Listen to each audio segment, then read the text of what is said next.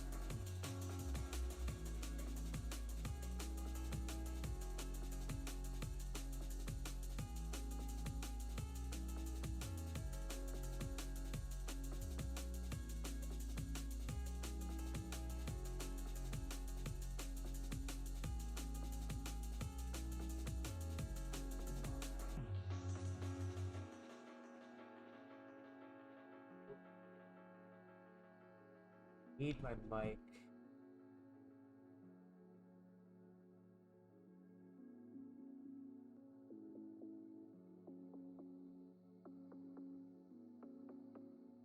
Still needs to come down. Try that. Hello? Hello? Hello? Hello? Yeah. Alright. Yeah, I like that a lot better.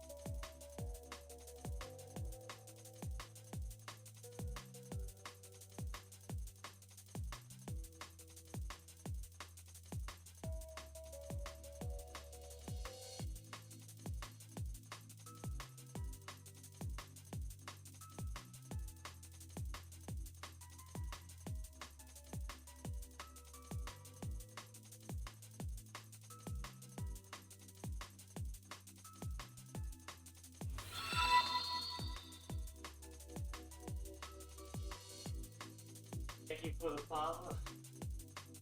What to your name? Yeah. See. Cristiano vibes. Thank you for the follow. Thank you. Thank you. On our way to 50.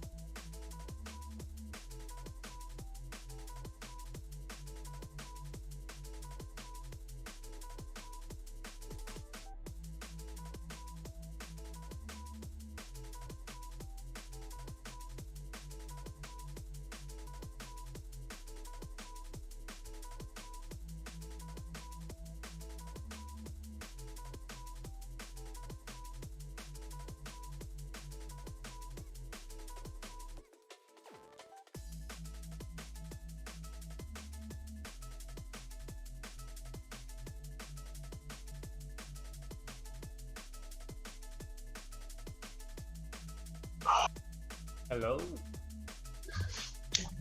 Oh, hello, Austin. Can you hear me? I can hear you, yes. Let's see if I can get...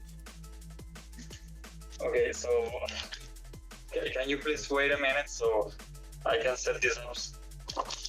And so when you fit my signal, I will be able to perform.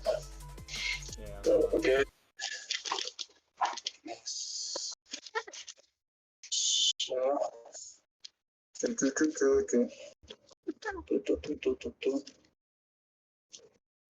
Okay, let's see. Some height. I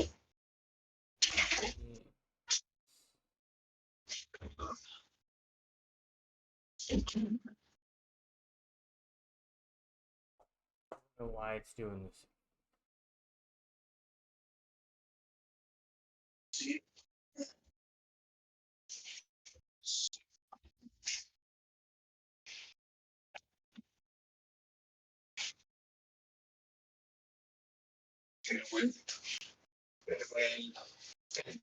Dark. Hey, you can see me. Yes. So, do you want to do it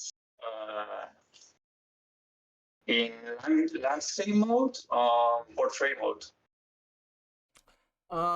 Whatever works best for you. Like right now you're sideways for me. Yeah. Yeah, so I don't know if I can rotate you in a way that's better for you. Let me... There, now people can see you too. So I don't know if you can see my stream, but you're basically sideways, so you're in landscape right now, or Instagram mode right now is what I would say.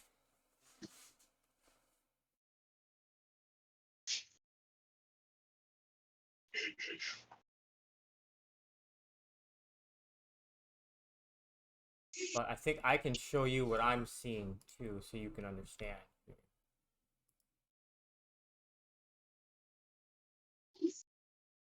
Yeah. This space.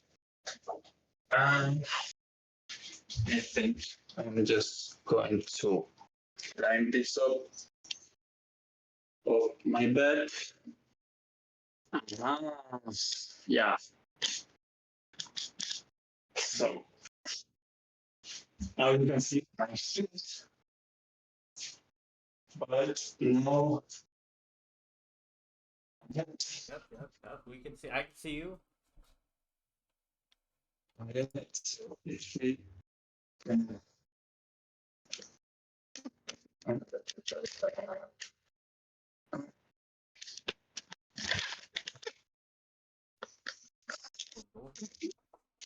smile.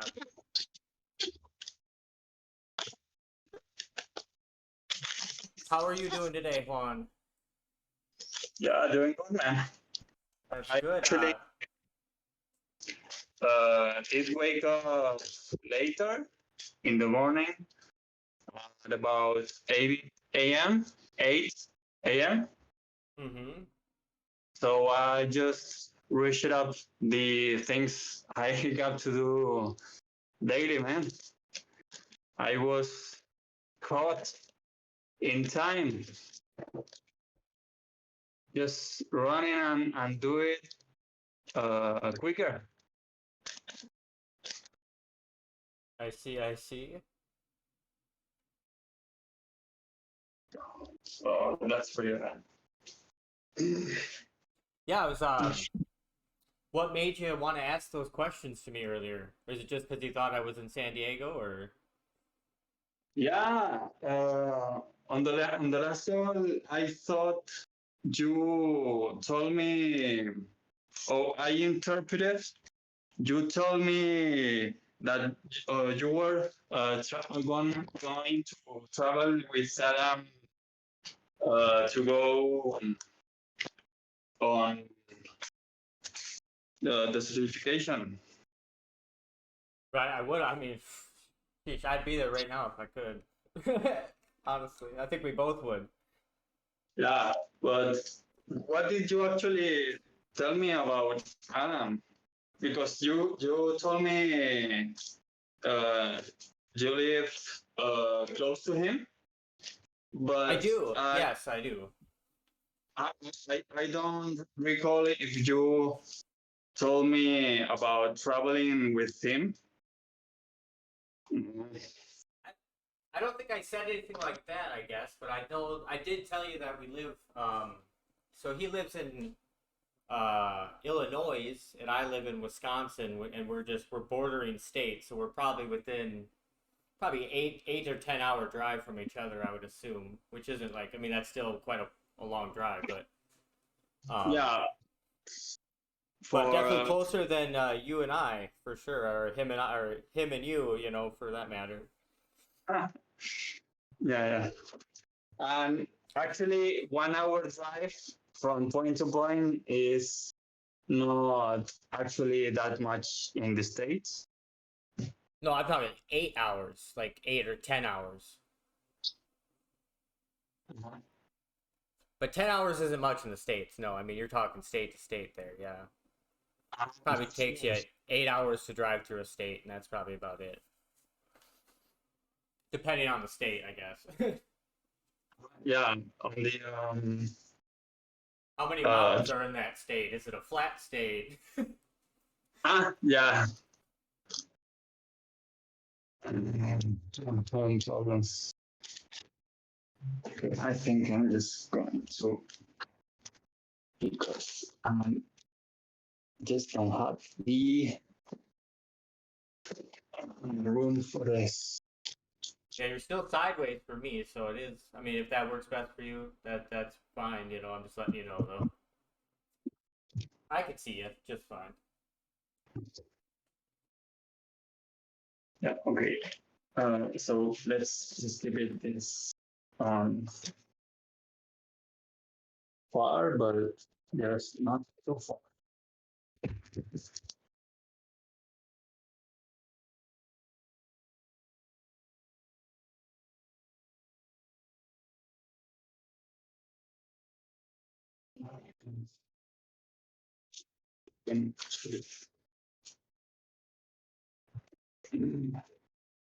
So for me, when I get my stuff, like I'm trying to build some consistency to my workouts and stuff on. Saturdays would typically be like what I'm classifying as the explore day. So, um, yeah, I don't really know what I want to explore today. I don't really have anything. I didn't really have anything planned for myself. Girlfriend's been sick, so I've been just rope flowing a lot, really. Living on top of this Bosu ball. This is my home. Mm-hmm. But Okay. there were some cool kettlebell stuff that I saw from What Method on Twitter that they were doing some coiling with the bell and stuff like that. That was pretty cool. Okay. Wait for me a minute. I'm gonna increase the audio gain so I can hear you better from distance. Okay, sounds good. Yeah, I can hear you much now. Good,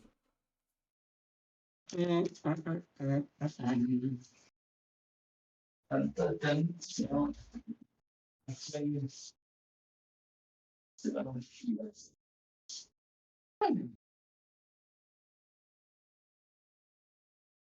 So,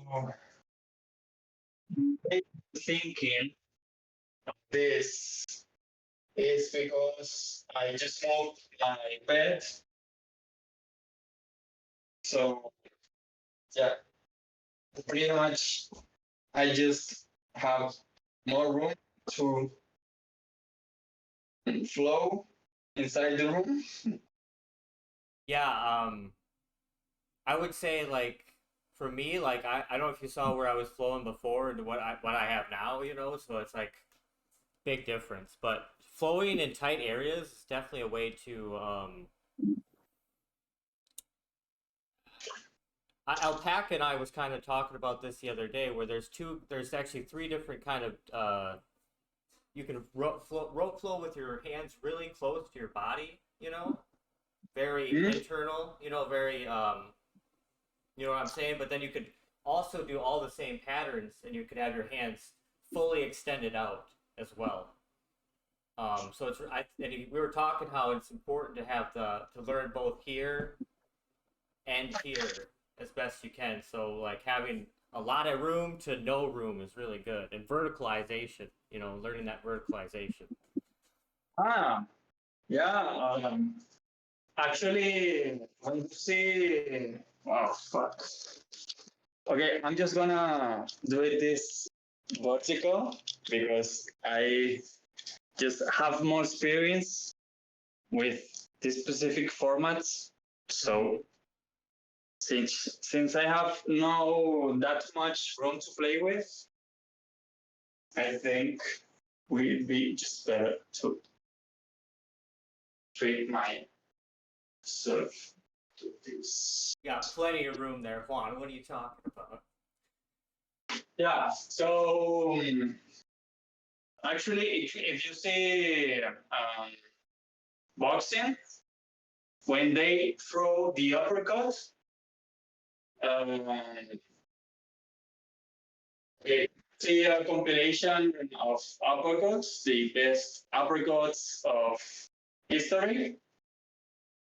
They actually get pretty close to their opponents, and they have little to no space, and they actually just manage to throw the uppercut. Mm-hmm. That's verticalization at the highest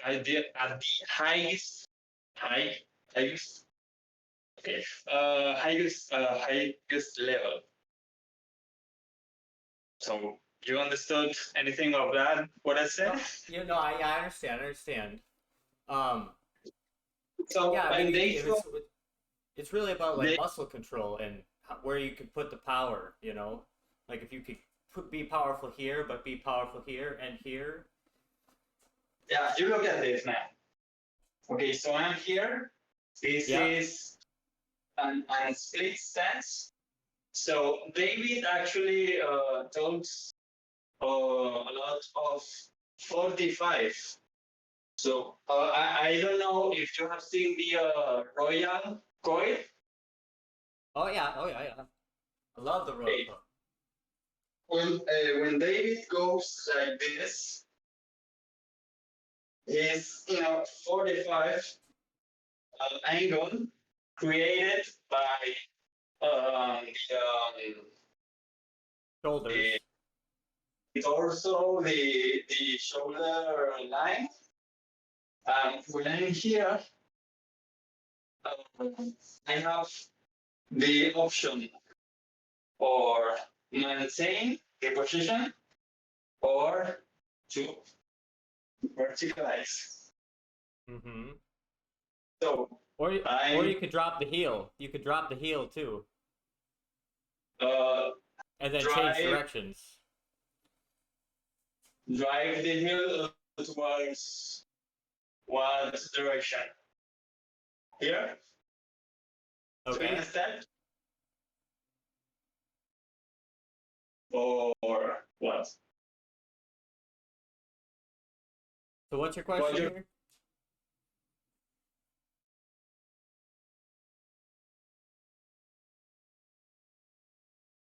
What, man?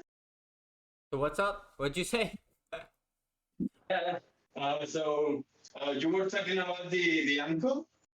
So yeah, where you could drop so from there you'd be I gotta step way back here. You're like here, you could drop that and then you could boom any which way you want it. That's what that's what I'm actually saying. actually when you drop it, you harness that upper body mass and you throw it again into the ground. Right, so it's another pulse or it's another double down essentially. You are creating that recoil David talks about when you drop the heel. Mm-hmm.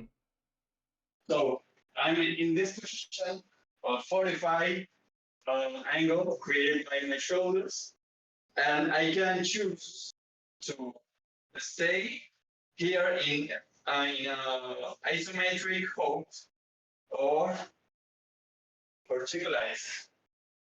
So the hope essentially teaches you to do that. So when I go here, 45, that's the phase when you have that underlying editor and you verticalize and weaponize the alignment. Yeah, actually. And David talks about positions. I'm actually on the intention side of it. Like I go towards the intention side. So when I just the index on here,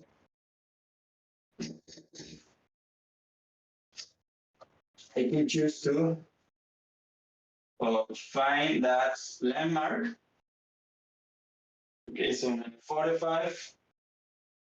I have that elbow of here, and when I choose to verticalize, that is when I shift. So you see how I'm playing with the position, but the intention is to verticalize and go to the outside. So I go to the other side, I might just not fall in that exact position, but my intention is to do it. So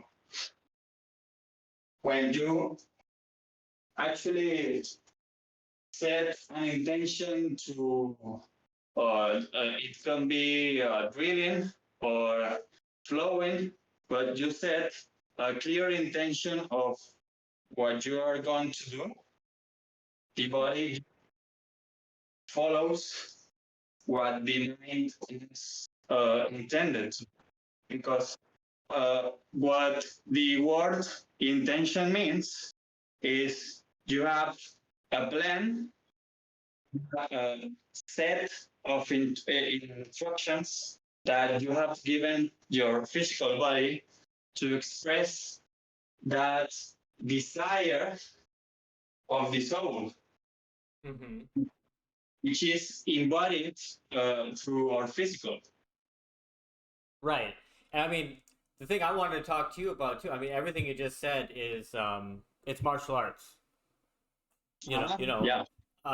Because everything this whole book, at least I'm only in the theory philosophy part of it. I haven't even gotten to techniques or anything, which I'm not rushing this by any means, for myself, but I'm definitely getting more martial intented in my training. So like that and that's the goal for me. Like I'm not training to become, I want to be a better martial artist. Like that's the goal for me. I I'm talking the up here goal. I might be working at small stuff down here, but that's where I want to be. So, and this, I mean, the book is like I was saying. There's a couple things here I wanted to share with you, but I mean, everything about that they talk about. When you throw a punch, you don't throw a punch with your muscles. You throw a punch with the intent of your mind. Like yes. And through the drilling, what does the drilling do but build confidence? And now you have trained the intent, and you can get into that intent whenever you want to, And that's the key. I mean, that is gold right there. That is money for anybody, Just you just go and train the intent you want to express reflexively. Okay, And so whatever it is, you want to express it to its fullest, to its one side, all the way to its other side. So you're gonna be out looking real weird doing it, or real subtle doing it too. But the both, I mean, both sides utilize, man. Like it's been, man, I've been having a lot of fun recently with it. At least reading the yeah, book. Like the book has really gotten me motivated. Like reading this is like really, really got me going. At least lately, it's been a good week for me. Like just going live every day has been huge for me. And like I was saying earlier, how like and you kind of agreed with me where it's kind of hard to express yourself, and like what the only way to learn to express yourself is to put yourself out here like this, like talking with Adam, talking with people. And it's been that's why I want to do the Instagram, the YouTube, whatever. It's all about helping myself, like build confidence and get back to me again. And I think you're along those same lines, in a lot of ways. you know yeah, at least man. I I feel. actually, uh, you and I have talked about this, and uh, I don't know if we'd be for me to be prudent to share this live, but Well, it's up to you, actually, man. I mean, it's up to you. Be like, it's whatever you want it to be. I was gonna ask too. Is like, when we do stuff like this, we could do it offline until it gets more comfortable for us in a way. But like, like I said earlier, that first time we talked, you just hit the live button when you're feeling it, and you just do it, and it is what it is, and you're gonna feel good because of that. And I mean, that's where so I'm at with it. when I was in my psychiatric meds, I was having just this valproic acid. I was having this one called um, Risperidone. Commercially in the States, it has another name. But yeah, antipsychotics, mood stabilizing drugs. So pretty much they will be rocking my thyroid function, and that made me, oh, yeah, go like when I talk in public, my hands will just go really sweaty. Um, yeah, I will these um,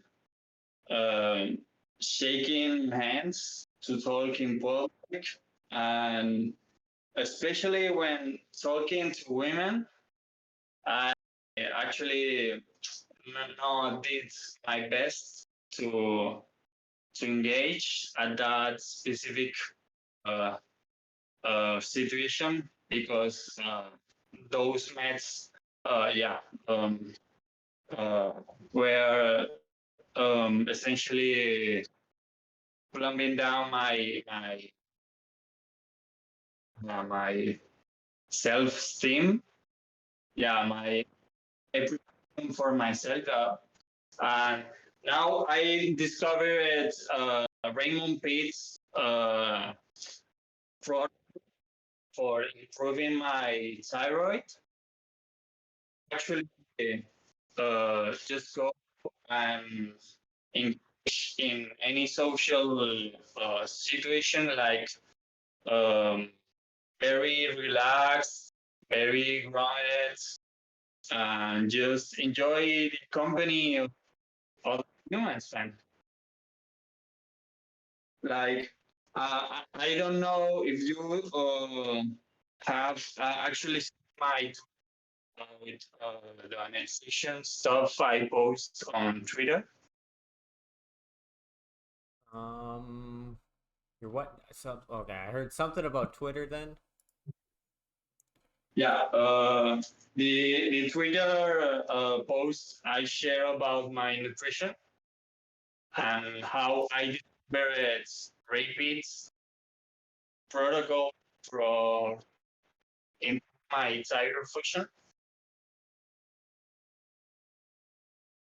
Oh, is the Niacin, pin one here? Is that what you're saying? The one up top? the one on top, the Yeah, the one that fitness. says yeah. So the one that talks about Huberman Lab and then Shift Adapt. I don't know what Shift Adapt is, but I know what Huberman Lab is.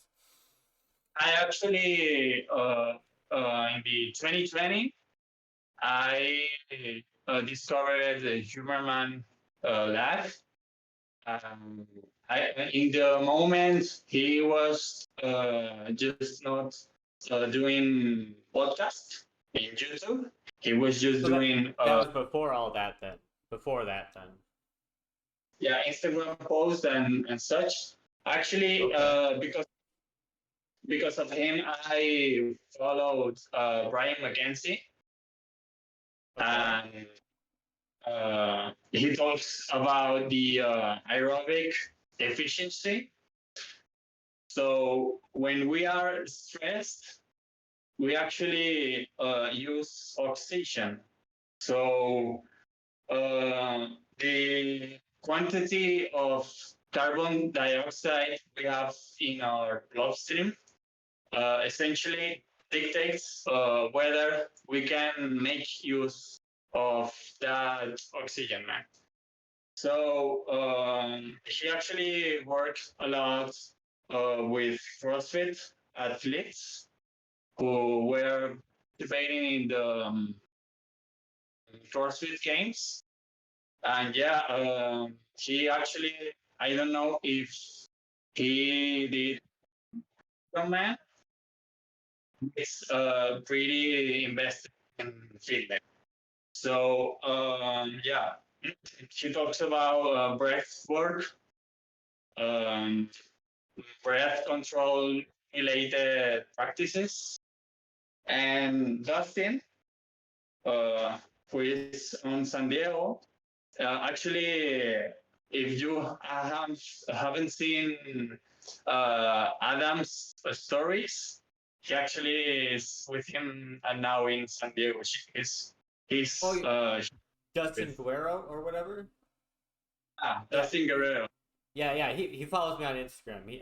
I've talked to him a couple times. He's a cool dude. Man, he's Yeah, a so cool, very cool dude. Very cool dude. and he Dustin actually has a talk about James Nestor Breath, a book. Okay. So if you have seen any of Dustin posts, he takes his lips, Yeah, holds like Mark Bell does with the hostage tape and stuff like that. I think. Yeah. Yeah. so so he can keep it nasal, and yeah, so create that nasal um, based approach to yeah engage in sympathetic and parasympathetic. So when we talk, I am actually talking to you. I am in a sympathetic state. So I'm resting and not opening my mouth. I go actually in parasympathetic. So Okay. yeah, but would be actually to get people following those I just mentioned, Huberman Lab, Andrew Huberman, neuroscientist who works at Stanford. He has a lab at Stanford, and Ryan McKenzie and Adapt with Rob Wilson and Emily. Emily. I just going to link them on the following post I going to make, so you can guys give them a follow. And Raymond Pitts, the thyroid function guy who just spent 3 decades. So essentially investigation protocols to improve cycle function. So uh, those three names, Huberman, Brandon McKenzie, and Shift Adapt, as well as Raymond Pitt's work, are just the basis on what I fundaments all my practice around. You So take some stuff from Huberman. I've definitely I love Huberman Lab. I mean, to put it simply, I like listening to his podcast when I have time too. I mean, they're quite long sometimes and stuff like that, but there's nothing wrong with that. I do try to find topics that I'm interested in with him. But yeah, I mean, I love Huberman. He's so good. The other guys you mentioned, I don't really know much about, especially like the breathing guy or anything like that. Like I have been. that guy breath book is by James Nestor, and Brian McKenzie is the guy who talks about the breath gear system. So you ramp it up the intensity. You start at a specific breaths per minute.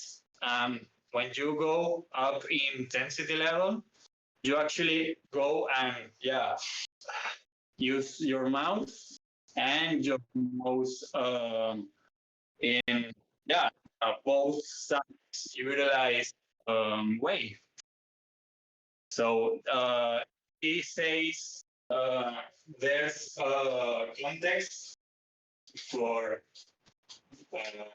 using your mouth, like I'm engaging sympathetically with you talking, opening my mouth, talking to you, and I can go and parasympathetically do stuff when I shut my mouth. Yeah, when I was taught young, I was taught breathe through the nose and out through the mouth. You know, and that's kind of was my breath training. I never looked into it much. I guess I've always seen Wim Hof and stuff like that. Not that I've actually practiced any of their methods or done anything like that, but breath has been on my radar for a long time. I just didn't really know where to go. I've heard of like box breathing, things of that nature. Again, I don't know much about it, but I know that the breath is very important, and that's kind of why I'm. Wing Chun even has a breath work with it called Hey or Hi. I don't even know how to say it actually, but I didn't even know that it had an internal work with it, and that's was kind of cool to see.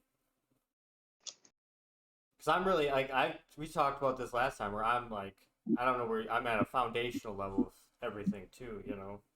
So breath is under David Weck's work, so I got to pick up breath work so I can pick up Weck's work and then lead into martial arts, you know, because I think that's kind of the first three. That's where I would roll into, I guess. Breath, Weck, and then martial arts. And Weck and martial arts are very two sides of the same coin, honestly.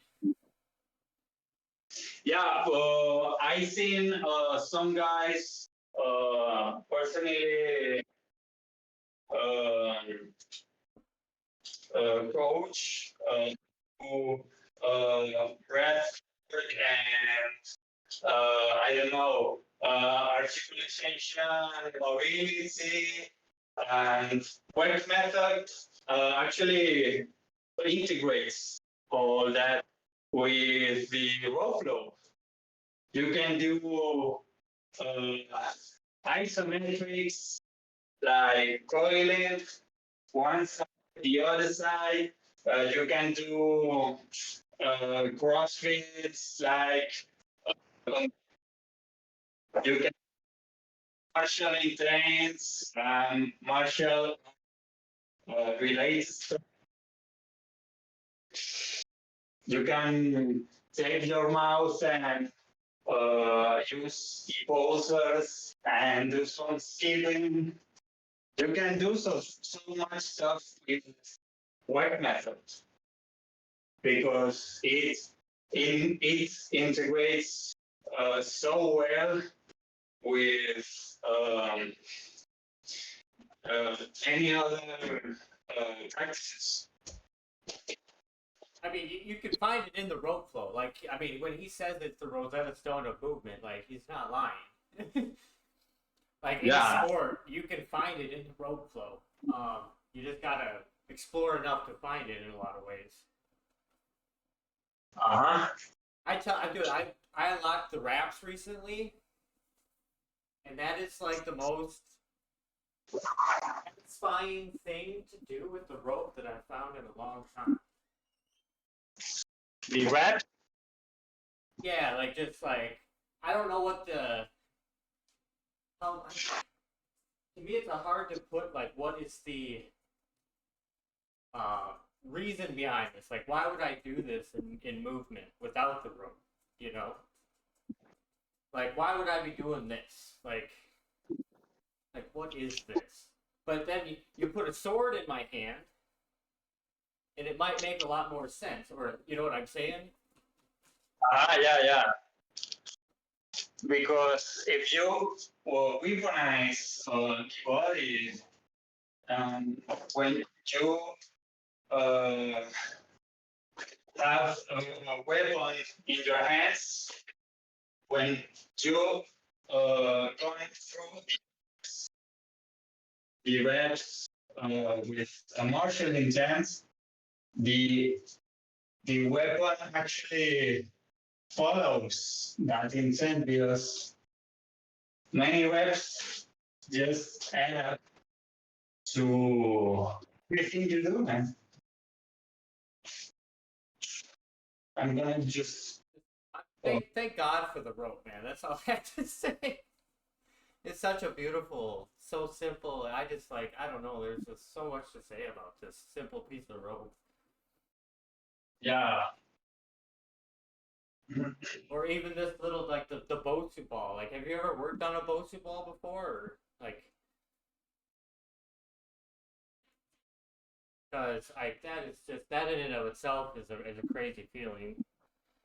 Like my feet, like I spent like 2-3 hours on the Bosu ball one day, and like the next day, I'll look at my feet, and every vein in my foot is visible.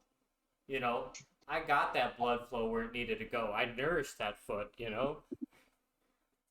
It basically improves your blood flow.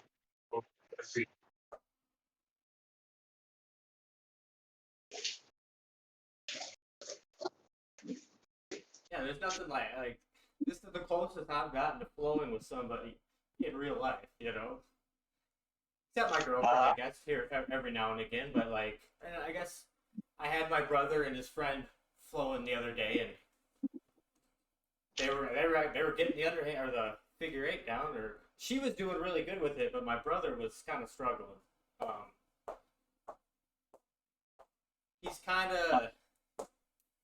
He's into strength mode. He wants to use his power, not his fluidity in his body, you know, his mobility. And as a young child, you gotta nourish that mobility now, and you can build all the strength you want later, you know? Let's build balance. Let's build balance right now. Let's start right now. When you have that balance aspect, just integrate it into your projects, your practice. Yeah, you can incorporate its strength training into it. And then I don't think I've ever touched with you on this, but I train strongman way, old school strongman, in the sense that I don't. Have you ever heard of Eugene Sandow? What? Have you ever heard of Eugene Sandow? The what? His name is Eugene Sandow. He's got the light dumbbell system. I don't know if you've ever heard of that. Eugene? Eugene Sandow, yep. Okay. No. No? But- Okay. Okay, Austin. I'm actually not seeing what you post on Twitch. So if I switch to the stream, I can see what you are sharing in the screen or what? I could do it on the phone here too, but I don't know if it'll end my live stream. I could try it here. Let's just see. So if it just mess things up, just keep it the way you just do it.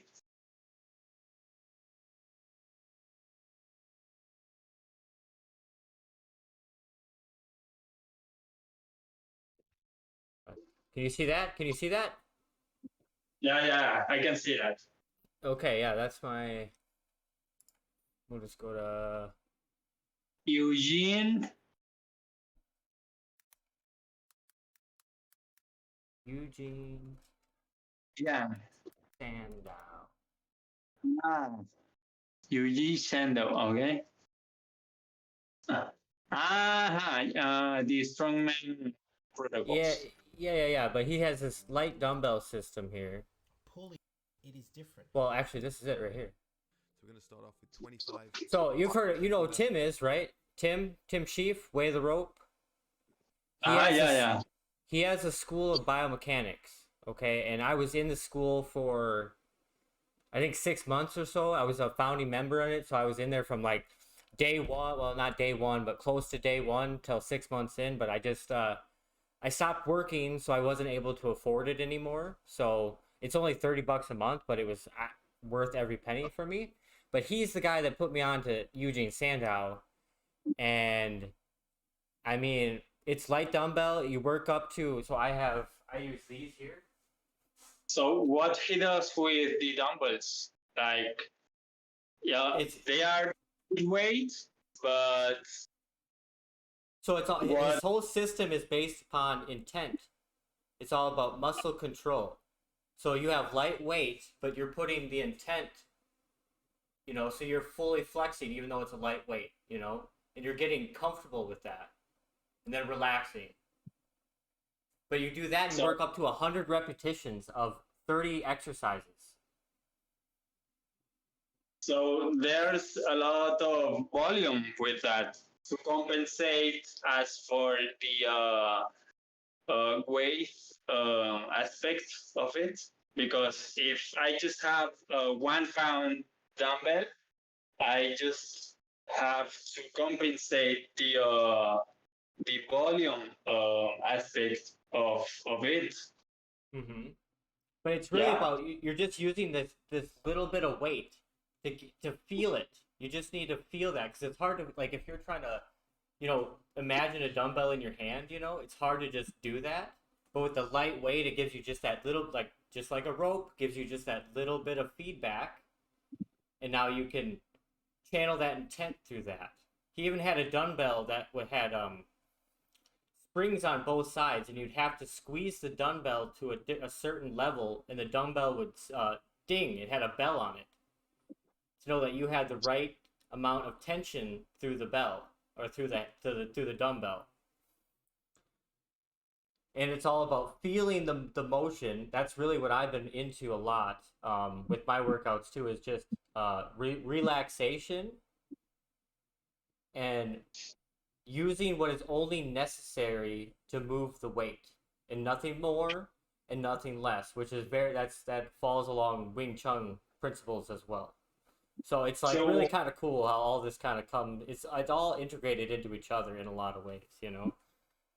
Essentially talking about I don't energy conservation. In a sense, yeah. I mean, I would argue like this Eugene Sandow workout. It's really it's a pump, man. Like, it's a body. You're looking at it's a bodybuilding program more than it is mobility program. So that's like kind of what I do for strength is that, and then I'm also mixing calisthenics in as well because I see Chris Chamberlain. I don't know. I mean, I don't know if you've seen a lot of Chris Chamberlain stuff, but he has done a lot of muscle ups and things like that with the rings, which I've been working on a little bit, and then chin ups and stuff like that too. But rope flow, this is like what ties it all together right here. You know. But yeah, I mean, if you have time, I would look into Eugene Sandow and just be like, if you're curious about it, like a different modality of strength training, in a sense. Austin, I can no longer see you on the Discord call. Can you see me now? I can see you now. Okay, I don't know. Discord's so weird. Discord just recently went through I don't know what they did. They changed their terms of service recently, and they're actually like extracting data from Discord now, and blah blah blah blah blah. It's like they're invading my privacy again, and I don't really like it. Just like every app on the internet, it's invading my privacy, and they just stop it, knock it off. Yeah. I think TikTok's the worst. If I had to pick an app that was the worst, most intrusive into my life, it would be TikTok. Yeah. I actually don't use it because of it. Because of those privacy policies they have. And from what I understand, if you have it installed on your phone, it gives them access to go through your photos, your notes, like anything on your phone. TikTok could just be like, yeah, I just want to go see what's Austin up to today, like. I don't really like that. I mean, a lot of websites have similar things, but not as intrusive as that.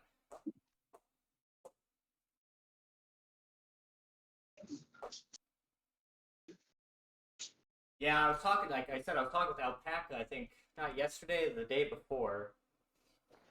And, I mean, Sinista is I love that, man. So I love so many people in the rope flow community. They're just such great people, in general. But, yeah, he was telling me he really wants to see me with a heavy rope and try to do some of that really far out, external, like, I'm like, dude, if I had the money for the rope, I'd have it. I already would, trust me. I actually just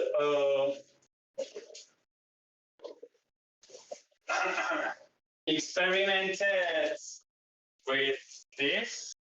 This is an ankle weight? Yeah, like an ankle weight or something? A wrist one. Okay.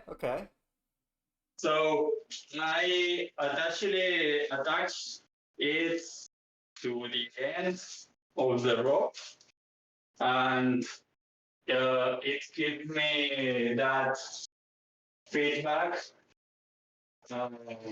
Yeah, would be not the same as heavy rope, but Gives you different feedback anyways, I mean, it's a different sensation you're going to get from that.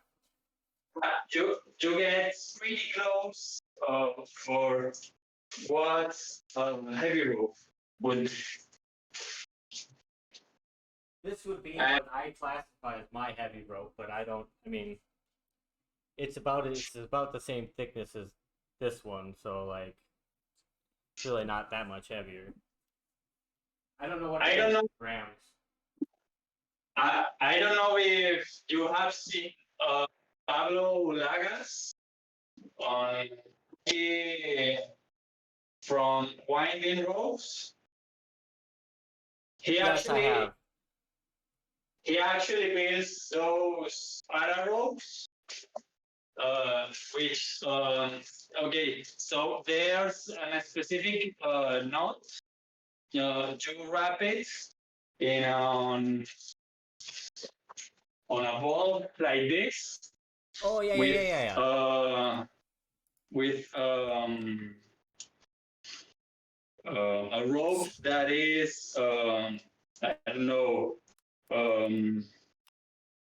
safe Yes. adventure. Slush That Shells one. What is it called? They're called paraballs, I think. parables and para ropes by Yes. winding rope. Yeah. So they are these I don't know there's a specific name to that knot, but I can uh, I haven't managed to essentially wield that spiral, but yeah. Yeah, the one I just looked at, the one slush sells is $170, and I'm like, ugh. It hurts so Yeah. much to think about that. But you can make it, man. Oh yeah, Pablo- yeah. So he has his workshop, and you can see some footage of him just having these containers of plastic recycled mesh. So he actually gives them treatment, a chemical treatment rate to that recycled plastic, and he converts those into ropes. Yeah, Tim was doing that too. He was having some recycled rope stuff, which is just, I mean, save the earth, you know. Let's do it. But yeah, I think there's some videos online about how to, there's ones to how to tie just flow ropes, and then there's ones how to do, I'm sure I could find a video on how to tie a paraslush or a slush or whatever, a parabol or paraball, whatever they're called. Yeah, other ropes. And I have marine shops around, so I could probably get rope. I just need to get out and go look around a little bit. So you need a beam and a bow. So you feed the a rope who has a big I don't know circumference to it. So you just wrap it this way, and you fit it through the wall, and yeah, you essentially make a parable. Actually, I don't know if you have seen Kush Schiff page. I love Kush, man. He made a DIY parable like those which fictional patterns use with a medicine ball made of basketball and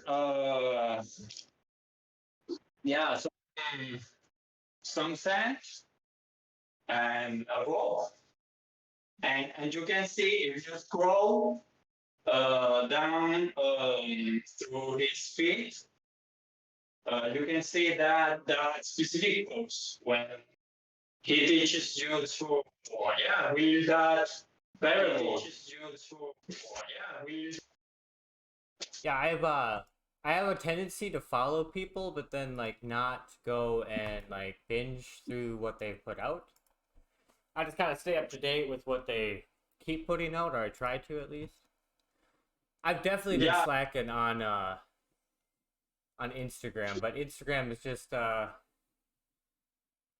don't know. It's hard to, how do I put that? It's I actually solidified as rope flow on Instagram and like workout stuff just doesn't really go well in my, at least for me it doesn't. I actually just saw a girl from who's a friend of mine, so I just followed her, and since she does post that mean stuff, just get a blank feed on my uh, uh, message on any of you guys posts. I just go on my followers list. I go inside your profiles. The most recent posts, I just comment on it. Yeah, I'm in a point now where I'm trying to figure out. I have sort of what I would call like an anxiety to social media, as weird as that might sound. Like I'll wake up sometimes and like I'll have like a bunch of notifications or like whatever it might be, like 4 or 5 people might tag me and stuff, and it just really makes me I have anxiety about it. I don't know why. Like I didn't really start using social media up until about a year ago, maybe a little year and a half. Maybe I actually started actively posting anything on it on social media. Uh-huh. And it's kind of grown into what it is now. And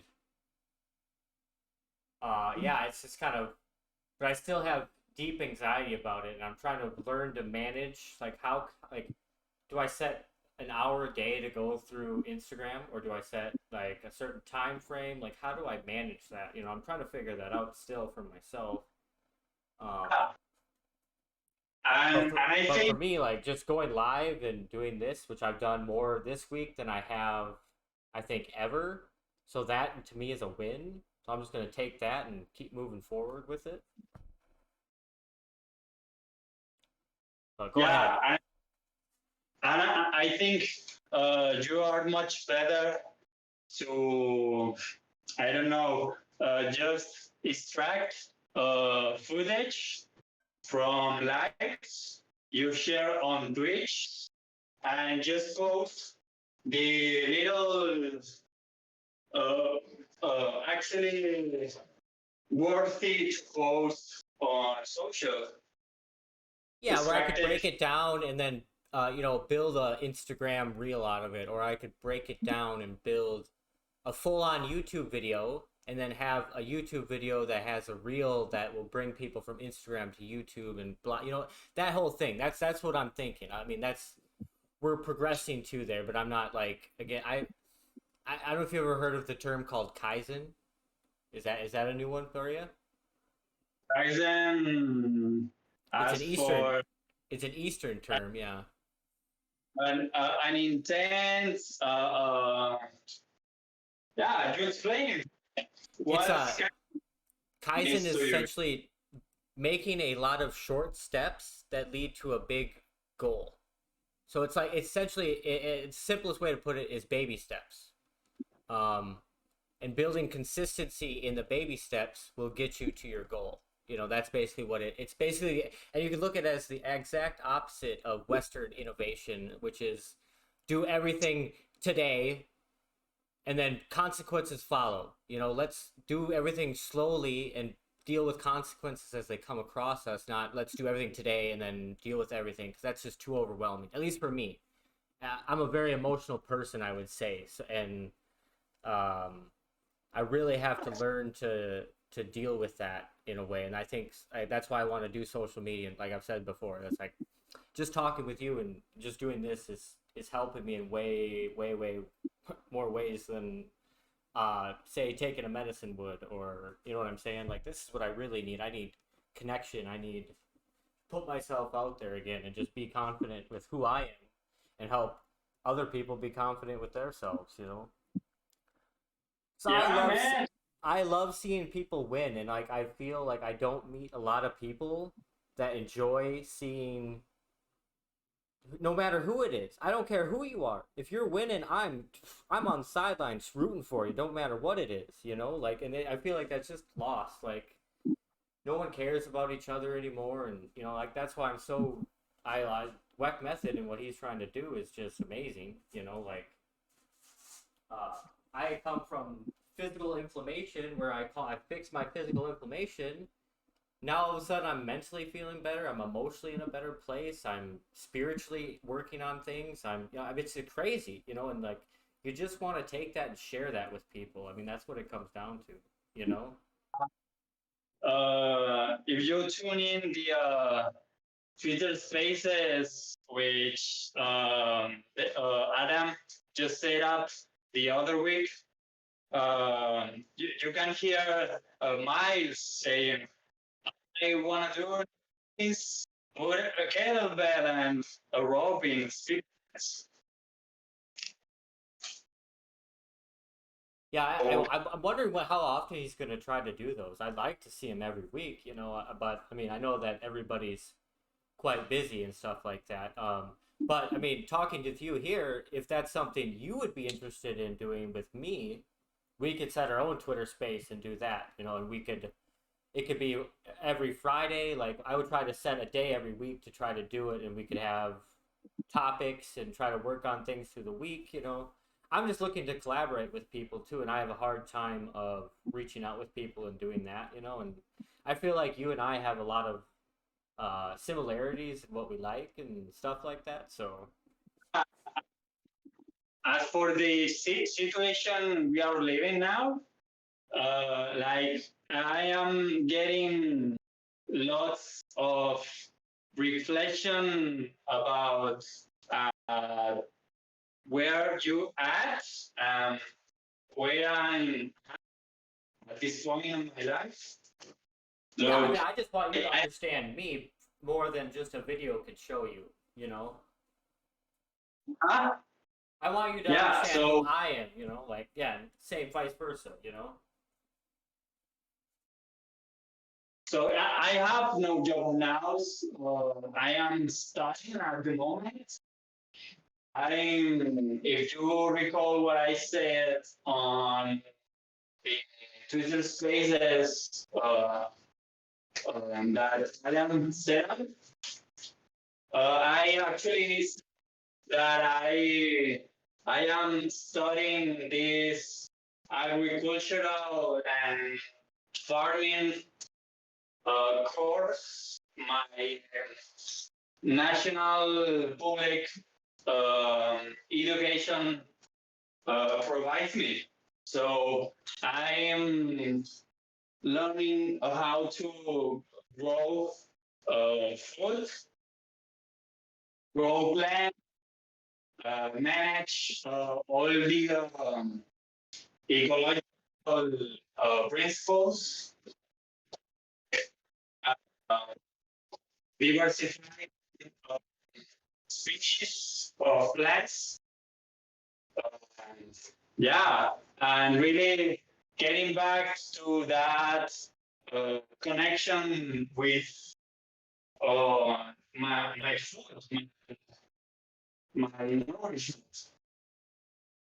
Yeah, I live in a agricultural state, so like I have a lot of farmers, and I have a lot of we're a big dairy state, so we have a lot of milk here. We have the cheese, we got all that. So I'm in a pretty good state for like good food, but I got to get out and find people and you know get to a farmer and talk to a farmer, you know. But I respect those people so much, you know. Like I'd honestly be dead without them because like I don't know how to farm.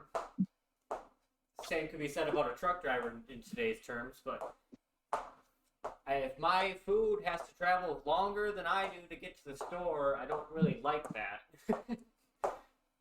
You know what I'm saying? Like, you know what I'm saying? Like, I get exotics, like fruits from places where they're not in season. Okay, that I can understand a little bit. Like, but why am I getting my beef from a different state when there's beef here we could have? Well, from a country, and that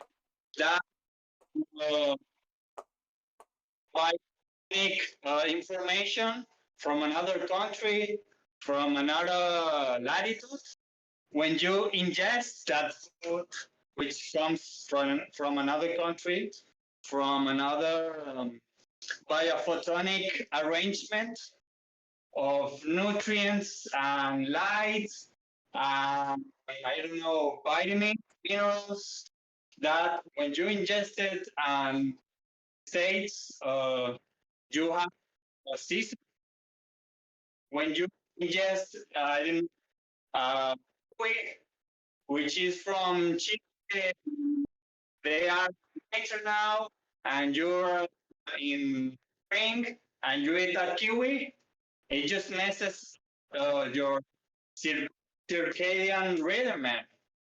Oh, absolutely, yeah. Because So I think was it Chelsea? vibe Whatever. What's her name? is just different. Hold on a second here. Yeah.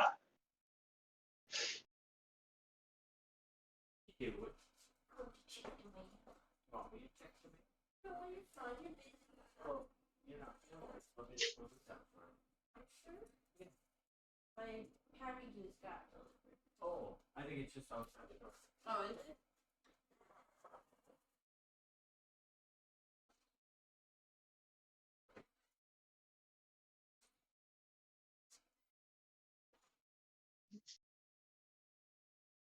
Here, let me just go sit down. I'll bring it to you.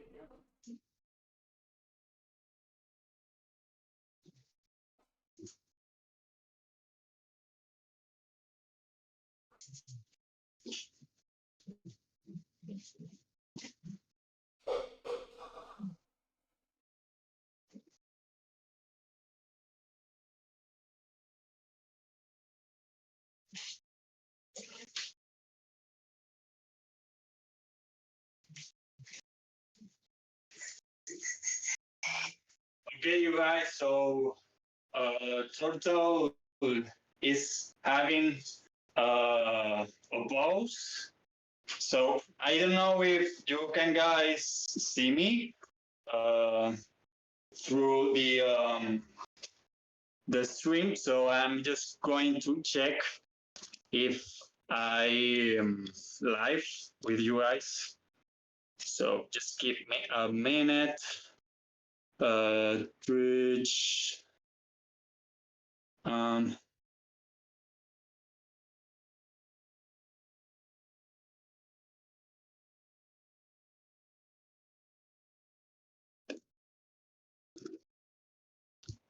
Juan, are you there? okay.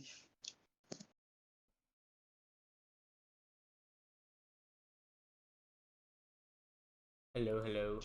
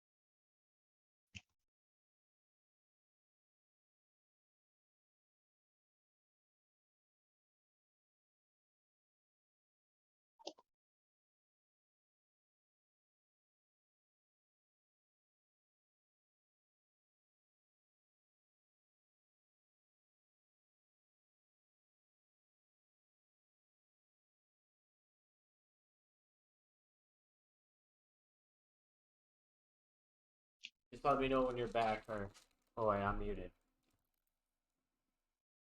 Hello? I was muted. Okay. I came back and I was muted Oh. still. And I was like, oh, look at this.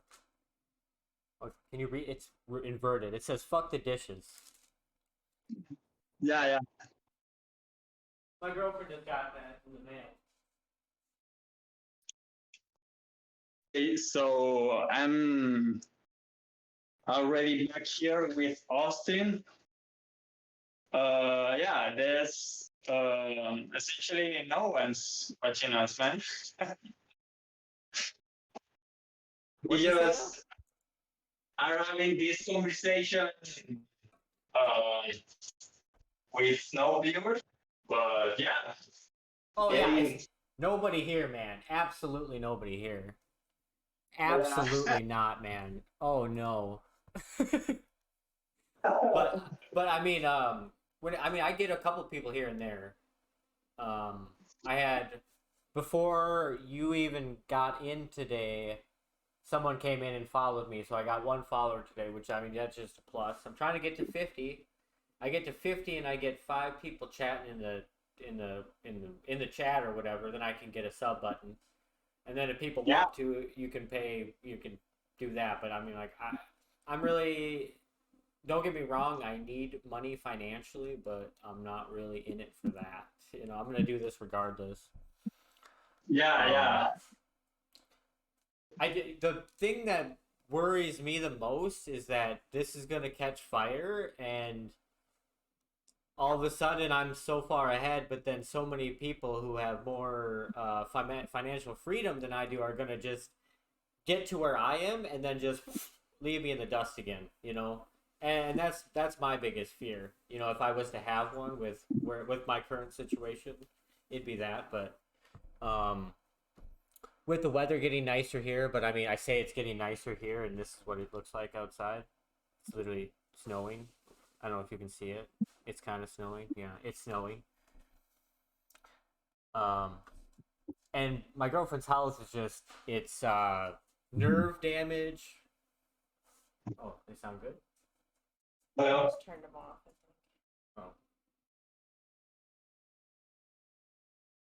hello, Grandma. Oh, yeah. Those are nice. Those are nice. Holy snow. Yeah, it's snowing. Ew. Yeah, her disability is bone, nerve damage, and muscle issues. So like cold weather and some of those are just like they are not friends, you know. So Yeah. and she's got the worst of it all. Like she's got an issue with an issue in some way or form in all of those areas, and it's hard to combat that.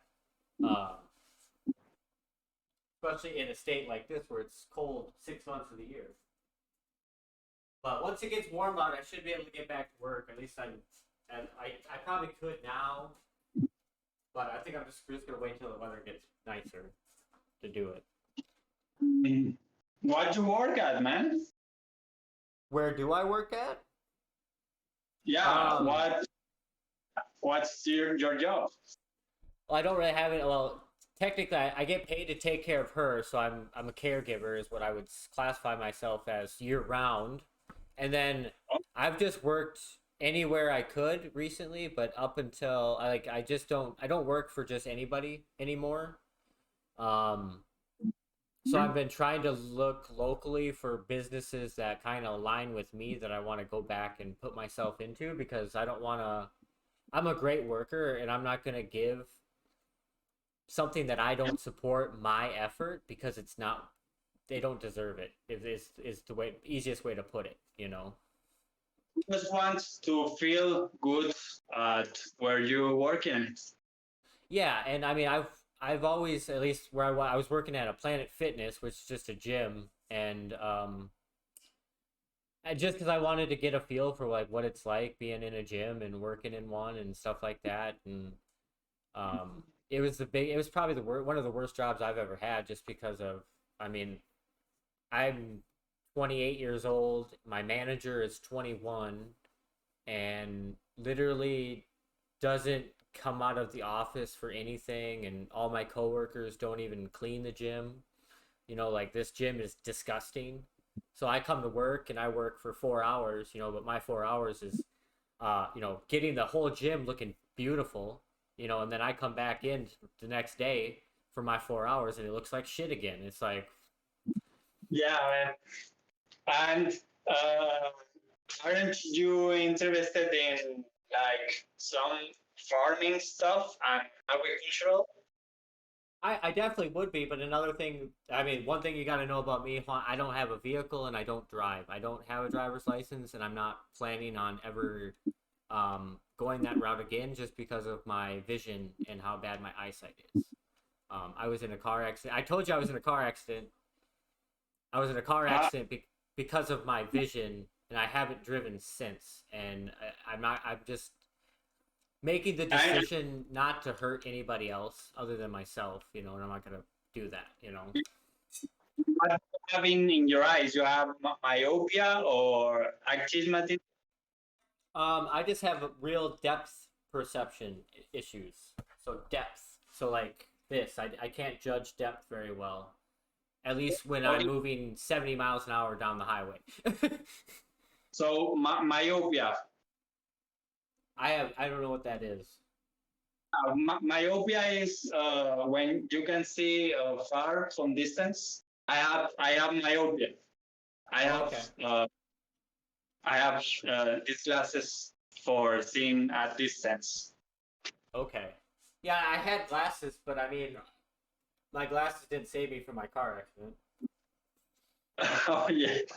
And don't get me wrong. I mean, there's a lot of other factors in it. Like I was in a very country, rural area where I probably had driven less than 10 times. So like we're talking the middle of nowhere. It was on a road called County Line Road, and it's one straight line, and there's about 2 stop signs for about 30 miles. And I missed a stop sign.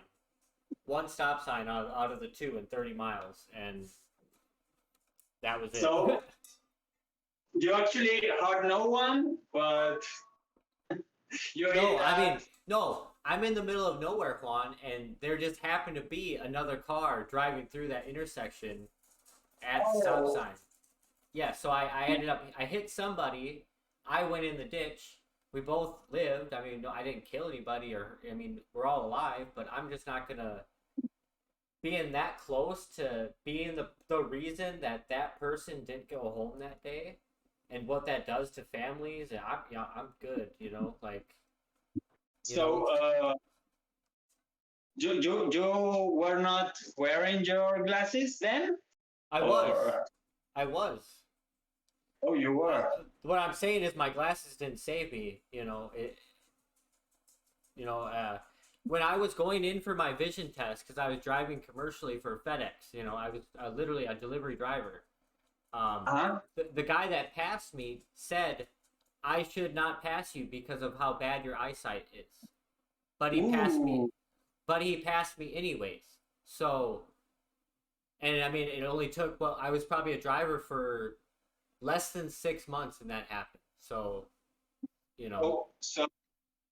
So actually, with your glasses on, yeah, you just keep having problems with your vision.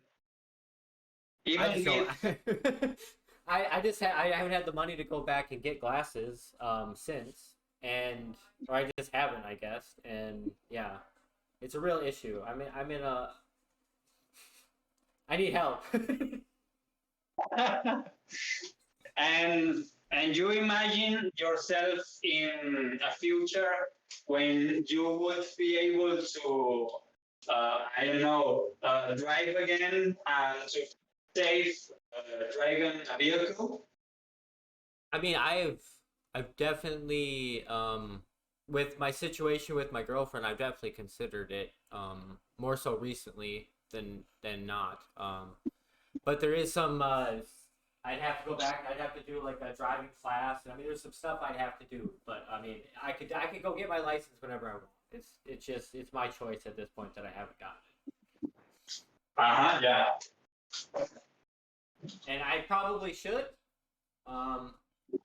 At this point, it's been 4 or 5 years since the accident, so Yeah, and really, Broflow has been helping you to feel more confident. Maybe with that, I don't know, support from what the world is teaching you, maybe you actually can gain back that confidence and get rid of that fear to actually drive again. well, I'm not afraid to drive. I don't want to say it like that. I don't want to put it like that. Like I would go drive a car if I, it's not that.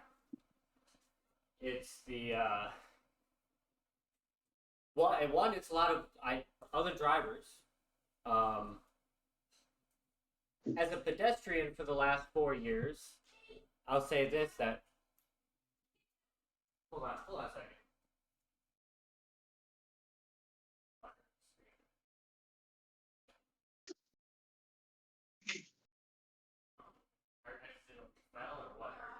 I heard you screaming.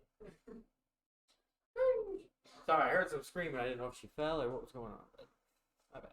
Yeah. Yeah, what was I saying? But yeah, as a pedestrian for the last 5 years, I get hit every time I walk outside of. I almost get hit or run over by a car every time I walk outside the door, and it is terrifying. And I'll stop people. I'll stop people almost hit me. I stop and you. I'm like, I mean, you almost killed me. Austin, Well, yes. I think I just have unlocked the bowler.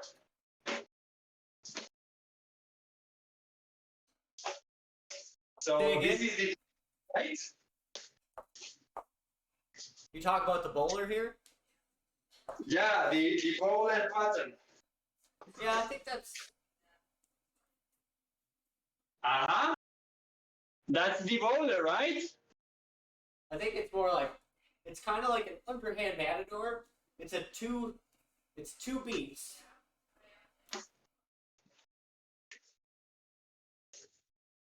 Because you're. One. The arm's got to come down.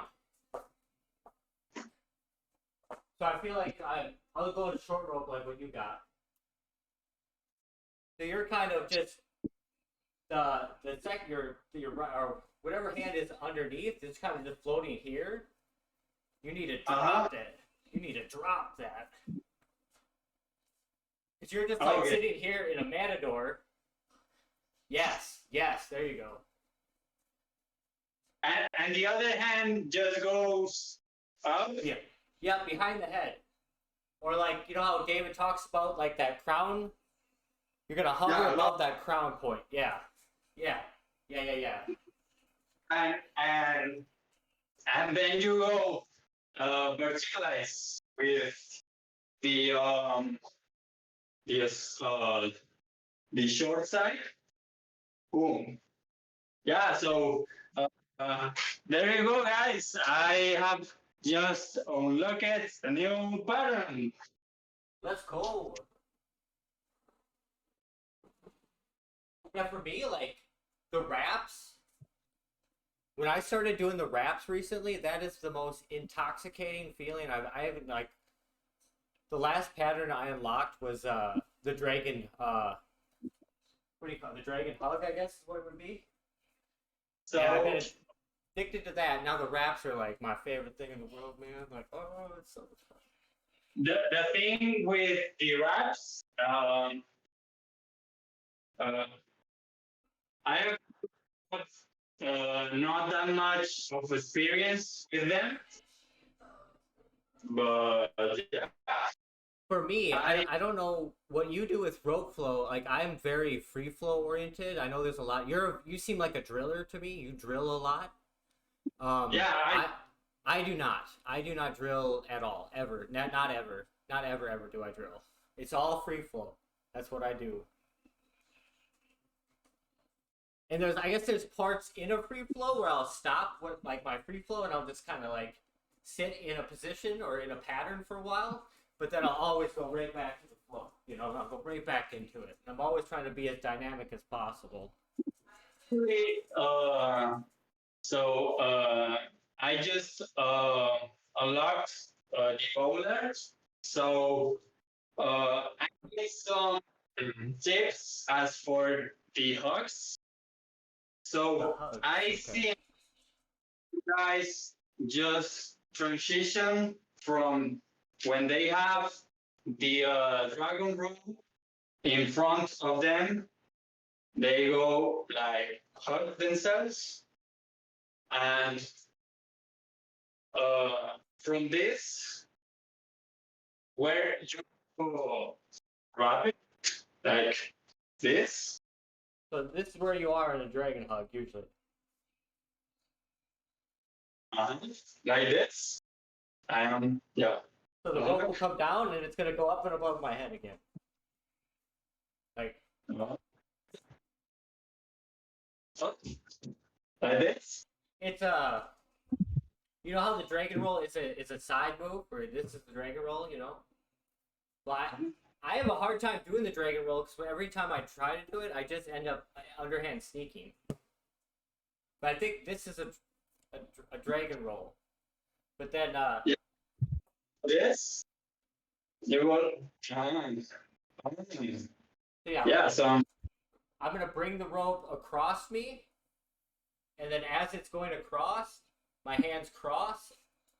Yeah. So you go. So yeah. And when that, that's the. So you know that feeling with the pulsers that you get on. Yeah. So you actually hit a pulse in the middle. Yes. I am on top of them, and when I am doing that double down, I just get my elbow flexed. So that would be the top position of the hug. So that would be boom, and I go behind it. So boom. I don't know if David says this. I think the dragon hug is a very martial intended movement because I feel like you're really learning to send energy from your hands to your feet and then back through the rope again. That's the only way you make the hug happen. It's because there's a point where you just kind of stop and you pulse. It's very good. It's just a really good feeling, you know. But me and trying to tell somebody how to do it is really hard. And I need to get better at that. And that's gonna help me. I appreciate that. Actually, David posted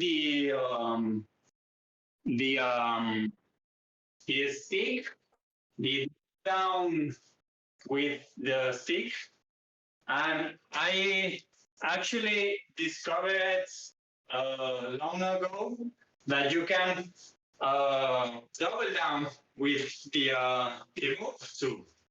So I don't know, just have it here, and you go forward, and if you go out and just hold the rope, you get.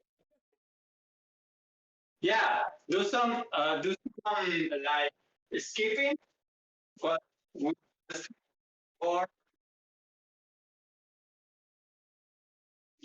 you are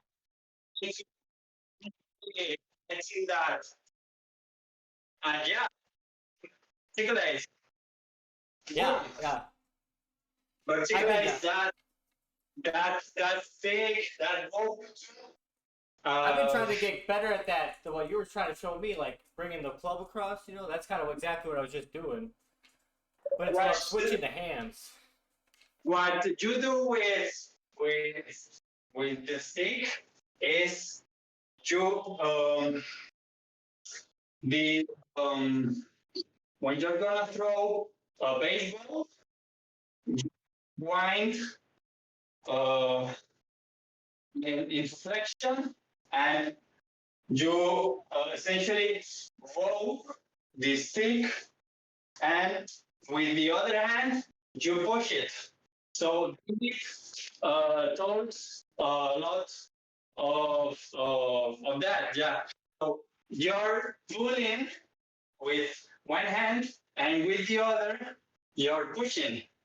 So when you They just did that with the kettlebell the other day in the video. you translate that to a stick, you pull and you push. So that's what full grip and Team Korea are doing. That boom, boom, boom, verticalization with the stick or a beam, a PVC beam. It doesn't, whatever tool in your hand, doesn't matter the tool, you know, honestly. So you're pulling and you're pushing. It's literally Yeah, it's yin and yang at the same time.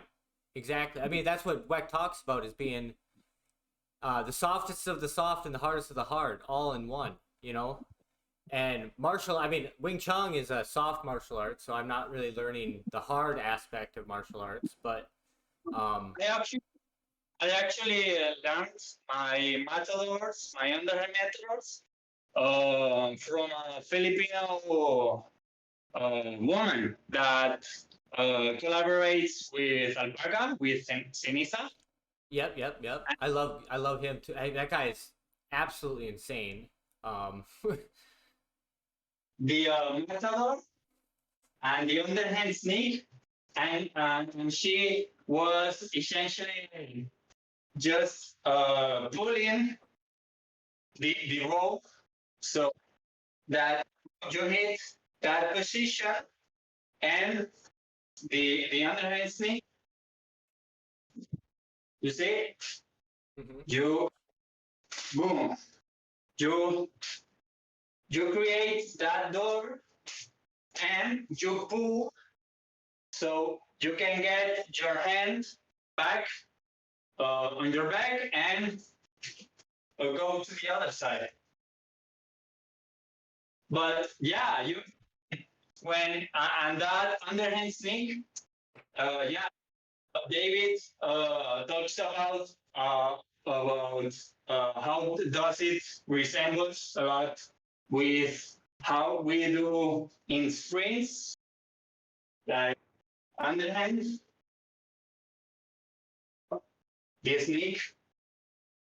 You see the motion I have with my hands. So the underhand snake that teaches you wings, and I don't know if your phone is dying, but it is making a sound every now. It could be my headphones too. I'm not sure. Just letting you know. my phone, Yeah. my phone at 40% battery. It's so good. Okay. I'm just making sure. I've been hearing sounds. It could be my earbuds dying, or it could be. I don't know if it's your phone. Huh? Okay, that's probably me then. Yeah. I'll need ooh.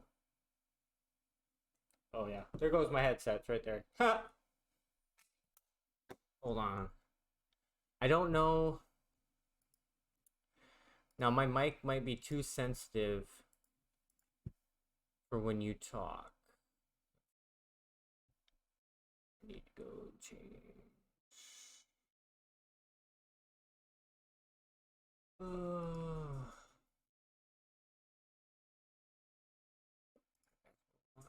All right, you there, Han? Yeah, can you hear me now? Can you hear me? All right, you're coming through my mic now. Okay, hold on. I was the underhand snake just resembles the motion we do on screens, like the combos. And you essentially, yeah, when you do the matadors and you do your underhand, you essentially just pull and push. Boom, boom, pull and push. Pull and push. Yeah. Yeah, I think So what David says a lot, these pneumatics he does with the words, and he put it in odd sentences. Like he says, wins wise, big side. Wins wise, big side. And I just go alternated 106.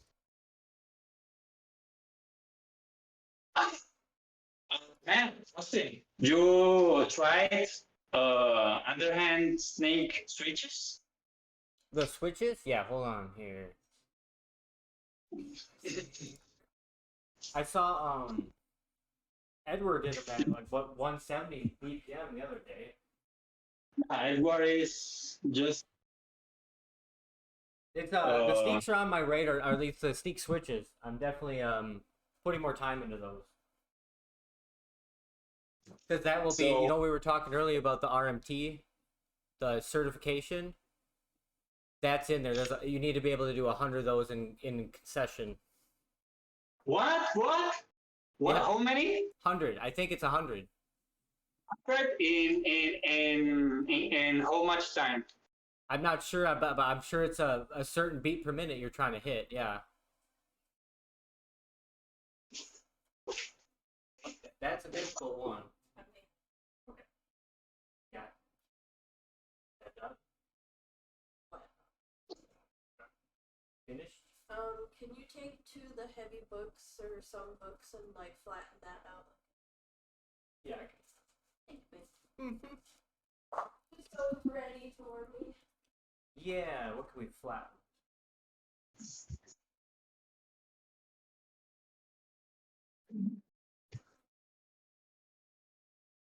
Oh.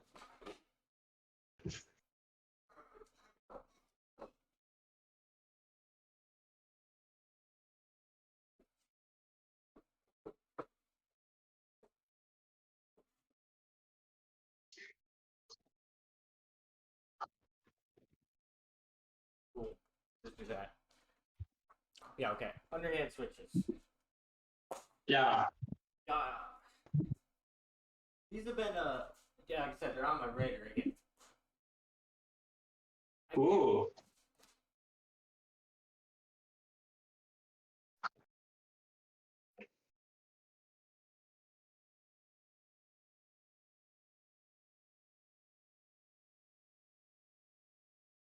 I definitely have some tension loss in my left arm, and I don't know why. Yeah.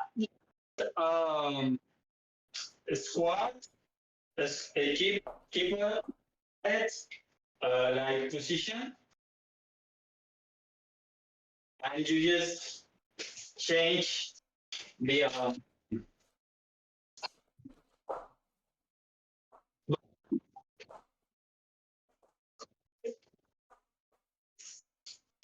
and you change just the is gravity down. You switch front back. Yeah. Switch. When it goes down, you switch. What? Well, yeah. And flex more your yeah. Yeah. You got it. Yeah.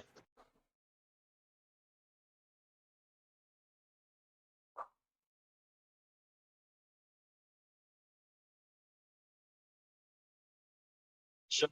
Yeah. Yeah. Yeah. What you want to work on is on your switches. Just be on your switches. Just the jump. Be shorter, so you can land faster.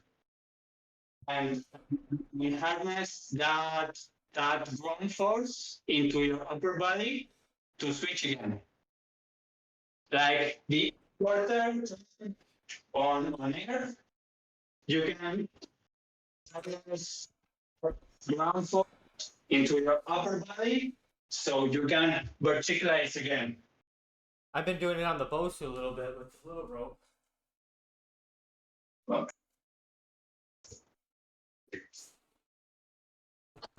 That's when it gets crazy.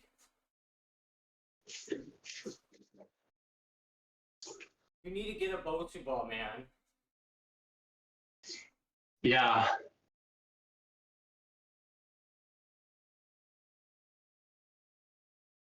My 1 foot balance is so good.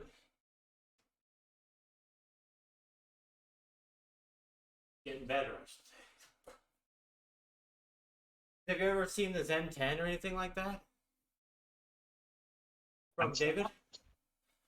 Where its eyes closed? Well, they were talking about that a lot in that Twitter space, too. That one guy yeah. came in and said he was working on a bunch of that eyes closed reading stuff. I've been doing a lot of that recently, too.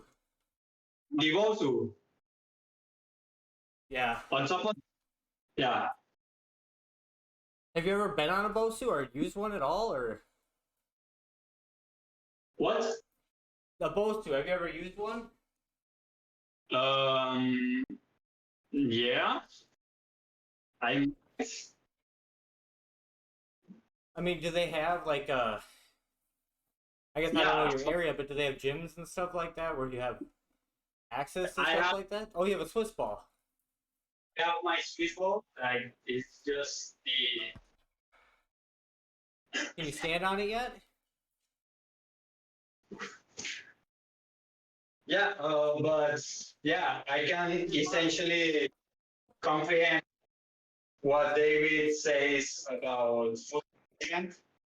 Yeah, because the clip I made for you on the conversation that Adam and David were talking about how natural ethics. Yeah, so his training was a lot of hill strengths. So the move and the Swiss ball just adjust your feet placement. So you can experiment with certain angles. So David talks a lot of fifth and fourth metatarsal to the big. So you land with the outside of your foot and you use your big toe for intent. So the Now, do you know if that extends to the hand as well? Are you looking for the same thing in the hand? as yeah, when you're looking in the hands, you essentially just yeah. Does the green dot remain the same? I guess is my question. No, because we have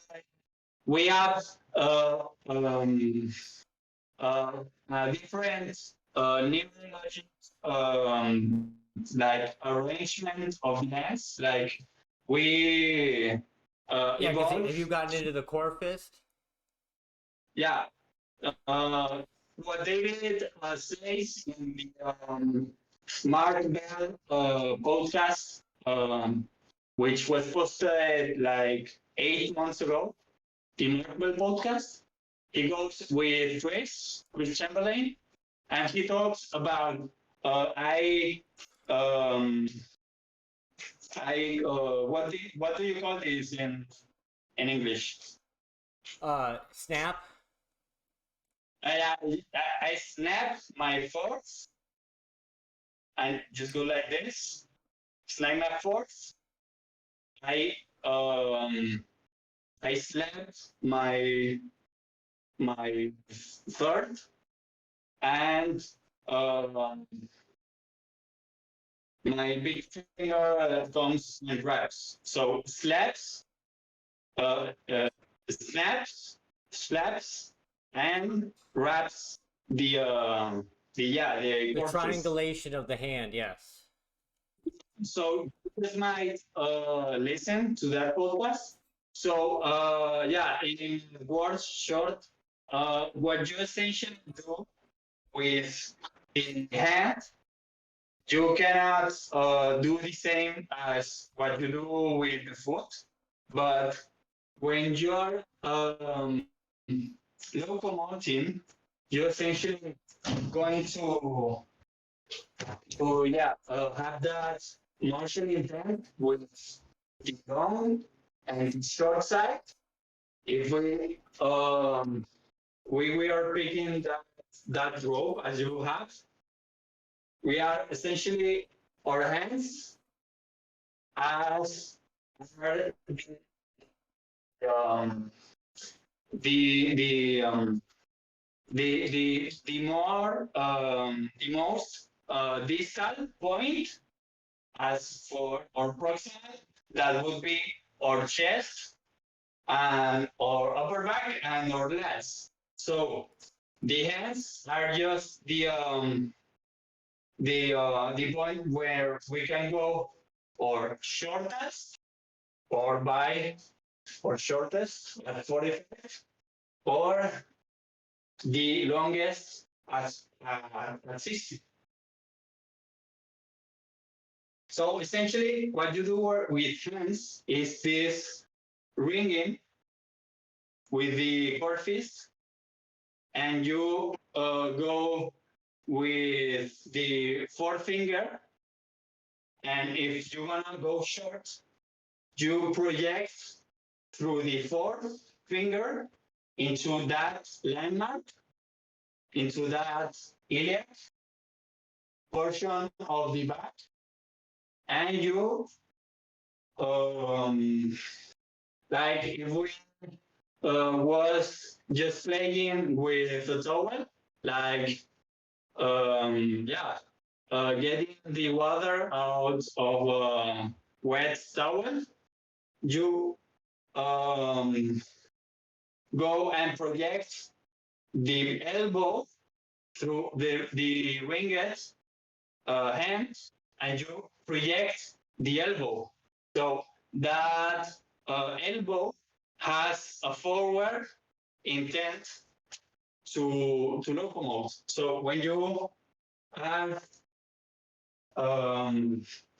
sprinting, the intent with that ringing hand is to project the elbow. So yeah, so it's actually like a year, a year from a motor. Hmm. And you're boom, boom, boom. You're projecting that elbow forward. And yeah, that's basically the motion intent. You go longest, you project into longest to then go shortest on your other side. Right. So to the other side, split the center line. So you go side, center line, and side. And It's David very Wing actually, Chun. I don't know, like everything Whack Method does is very Wing Chun in almost in every aspect of it. Because it, because Wing Chun hopes to make mechanics of the body. I'm reading this like verbatim here. That it, includes inclined planes, wheels, axes, and levers. That's what Wing Chun is trying to do with your body. And if you WEC is giving you a roadmap to all of the positions you can be in to make those movements. Yes. if you've seen those I don't know, this is Wooden dummy. the dummy and the sticks, the dummy and sticks, and if you have seen me sharing this link Yeah. You workout, shared that with me, and I was like, yeah, that's right up my alley, man. That's like that's me right there. so they have like the ones who are much wider in terms of diameter, but they have this gymnastic one out That's a great of item you could use to push and pull with too, if you can put your right. hands in the right movement. You know. Pull and push. You can, yeah, you can deattach the ones you have on there. Yeah. Hold on. Yeah. So that's the pull and push. So when you go with a martial intent, you essentially go longest, and with the other side you go shortest. So yeah, basically you have the shortest side, shortest, and you project the elbow into longest. Yeah, so essentially you just want to meet your hand, your big finger of the hand. You just want to meet your center line of your thorax, your how this is called, And solar plexus. solar plexus, and drive it towards your chin.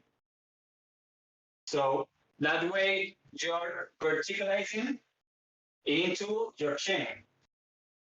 And what this happens when you do this? I verticalize and I go project my elbow into the longest it can be. So it really comes down to what they told about meridians. So this is the solar plexus, and this, when you go longest, is solar plexus. So you're harnessing that sexual energy and projecting it into the I don't know, the your vital point, which is your plexus, and with the short side you're basically driving that, I don't know, mental to the ground, to your sexual. So you're intuitively balancing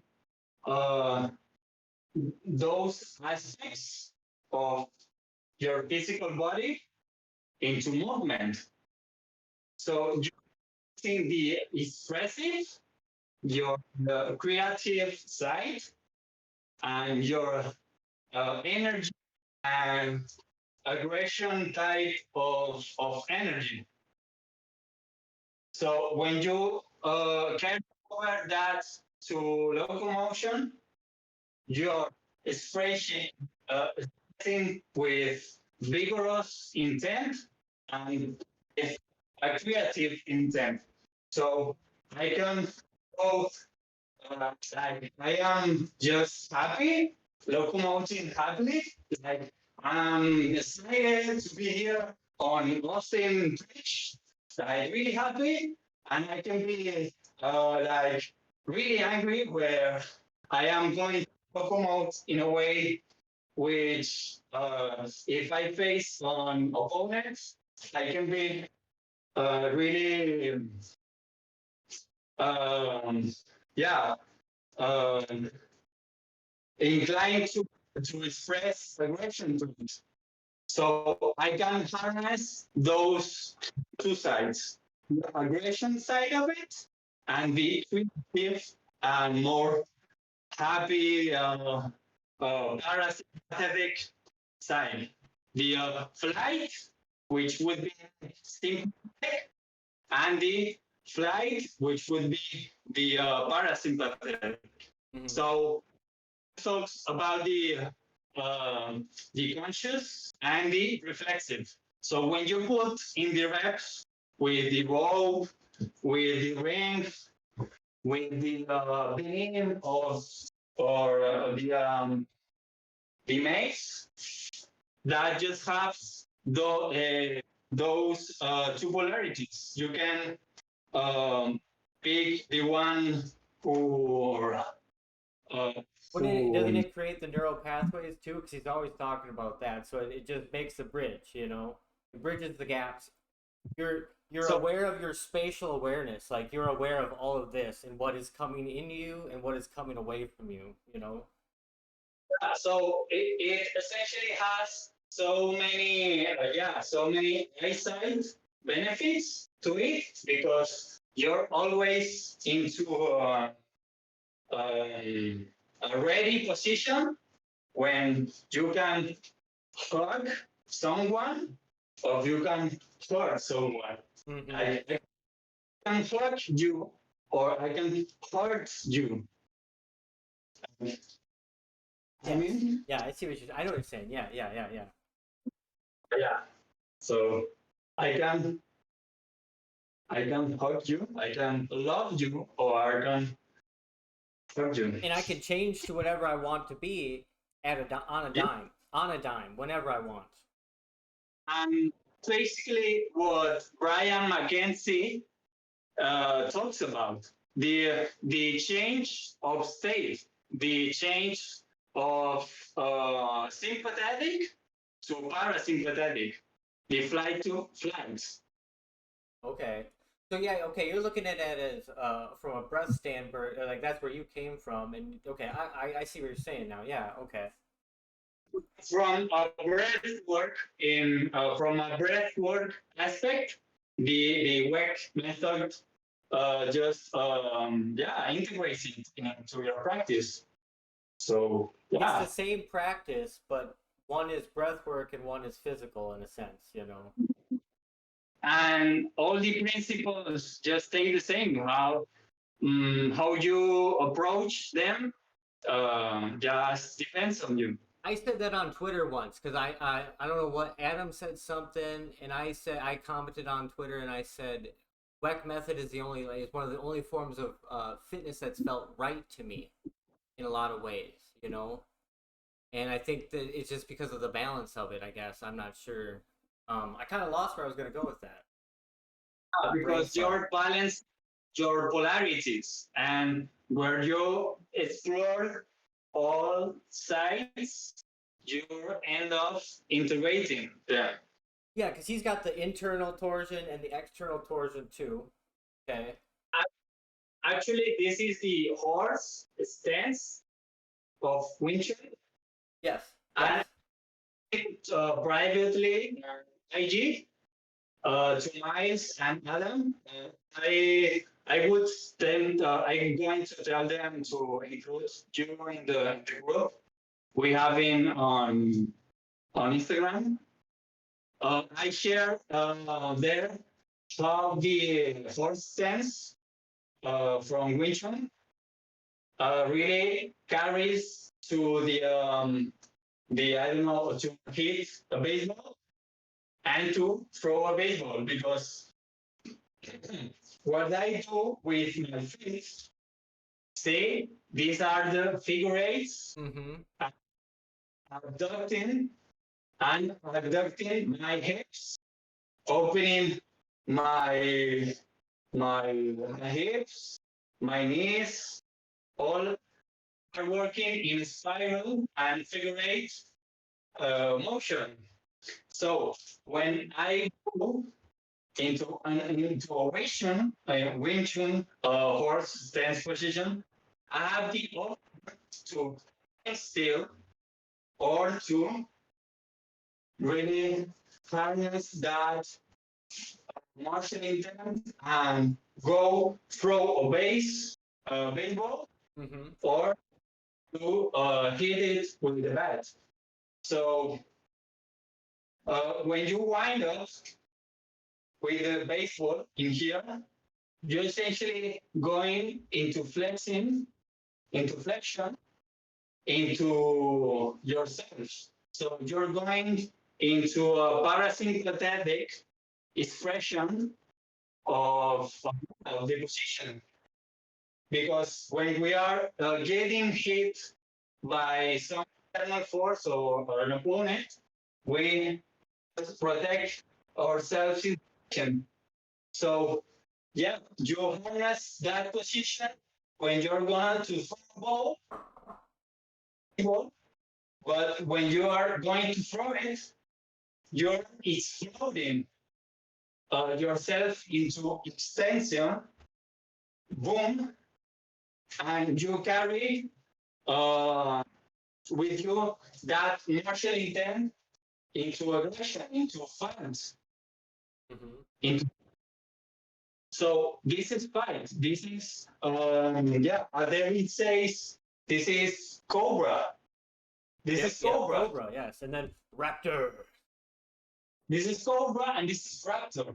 So Raptor would be the fight expression of the arrangement of the hands, the arrangement of the elbow angle, and the projection into that um, into that um, into that sacred point, and you're expressing the sympathetic mode. Yeah? And when you go into Cobra, you are projecting yourself into flexion, spinal flexion, into elbow flexion, and you're wrapping yourselves and protecting yourself into flanks. You're running away from outside force who's trying to hurt you. So you're protecting. Mm-hmm. Gotta protect the center line. We can go Cobra or we can go Raptor when I'm going to hurt the other opponent. So that's what David essentially is his approach to find the whole torsion thing is their secret. They don't. You notice how like David doesn't talk about torsion much. You know, they don't talk about that as often as they talk about the coil. The coil is what gets people interested, and then the torsion stuff is all that nuanced stuff to them. You know, at least that's the way I feel about it. The torsion aspect of it is just I explore coiling in one side, and when I go one side to center line to the other side, that's that torsion. Yes. And I don't know if you happened to watch the video in what David talks about this floating position. Yeah, the 45 float. Yeah. Yeah, and that's the dimension core sense again. It's hard to do. It really hurt. I don't know about you, but when I do some of that stuff, like my feet will hurt so much the day afterwards. So your feet hurt after doing it?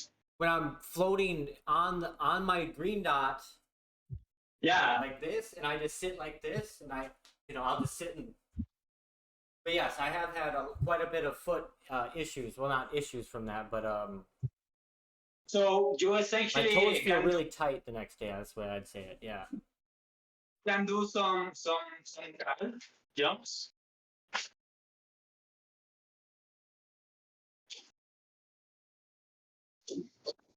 But I do it in that 45, so I'm just trying to stay right here. My heels are lifted. Yeah. You can do if it hurts much, you can do instead the fourth toe Well, it doesn't fold. hurt like it's unbearable. I'm just saying that there is. I'm definitely feeling something from it. Is what I'm saying. You have seen the one from David, which he teaches the fourth toe fold. I haven't seen that, but the first video I ever saw of David is he came down into this position. This was his his baby position. You know, this is his zen, his relax. You know, he is ready to do. Yeah. He's literally just like in a fetal position, but not. You know, in a sense. But full relaxation, he does that for 5 or 10 seconds, and he's just, you know. Yeah. And he also talks about the one tension, which you find your kidney meridian, which is like here, and you essentially just going into the other foot, and you just happen to coordinate it. Just when it lands, you climb into the ladder. Yeah. So you imagine yourself as a system of ladders, and you're going to climb them. So I can go like knee level and hip level, where I find myself doing this. So I climb into my hip, and I explore one side and the other side. Yeah, See? And I explore that. I explore the side of my front foot, my right side. explore all your 4 quadrants, right? Yeah, essentially that is the 4 balance. That is the underhand. You can go underhand. You can go overhand from that position. And overhand really is that projection of the elbow. And you're going to cobra at one side, and with the other is the raptor. So you go cobra with one, and with the other you go into raptor. So that's the underhand. And you can go the opposite way, which is the underhand. Yeah, I'd argue that I'm better. I spent a lot more time in underhand just because of this. My ceiling of my apartment. Like anything overhand, I just smack the ceiling, and I don't want to ignore my neighbors. You know.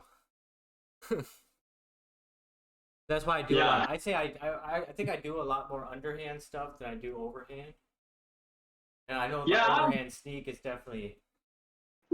With overhand, you can shorten the ropes, tie some knots, and I can't get any shorter, Juan. This is as short as it goes. Yeah, Look at this. Look. Look. It's literally arm length. Yeah. So okay. So when you go, it's actually overhand, shorter. You see my leading elbow. This is reacting into cobra. And the other one is finding that landmark, that 45 landmark, into raptor. So with overhand, I'm having a more, if you see fit to say it this way, a more martial intent. And with the underhand, wins one. Yeah, overhand would be more fight, and underhand would be more flight, right? Yeah, exactly. Yeah, I don't know. because with the overhand, you can drill a lot of, I don't know, uppercuts, sprays. Did you see some of those punching things that Chris put out? Where he's Yeah, same side and he punches and punch. I can't do it 11 beats, but the left arm is better for me. The hard part is keeping the elbow in. 'Cause yeah, with this one you punch and then elbow stays here. This arm stays here, and then you. So you're. with the, Are you on your left or your right side? I am on my left. Okay, so yeah, left side is gonna overhand, and then after the overhand, you basically find the landmark. So overhand, and then come back, find your landmark, and then you punch with the other hand. With the Cobra one. So like, say I'm on my left side and I'm coiled onto my left. So I'm gonna punch with my left arm. I'm gonna landmark with my left, and then punch. But it is straight then, a straight punch. Yeah. Straight. So yeah, it's this, and then Yeah. Straight, or you can cross it too. and then you come over, and then right arm punch. It's kind of weird though. I don't know if I'm doing it exactly how he was, but that's the closest I've gotten to it. And when I do the martial intent, I prefer to first drill deeper the underhand, and then just do shadows with Yeah. So I go You can't even hear mine. Well, maybe in that camera you can, but not on this. Not on the OBS. You can't hear it. Heck yeah! I love these things. I just made the ketchup containers. I've seen that. Yeah, that looks nice. And since they have this ergonomic hand placements to them, because they are like field shaped.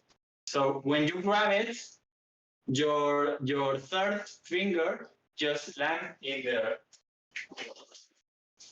So you see, there are some ketchup containers. Okay. They just happen to be like figure eights. Like they are white here and white here.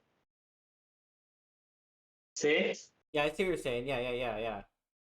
You happen to just grab them with your third, and you can put your pinky below them. Yeah, it's definitely not as nice with this. I have to do more of like an okay with it.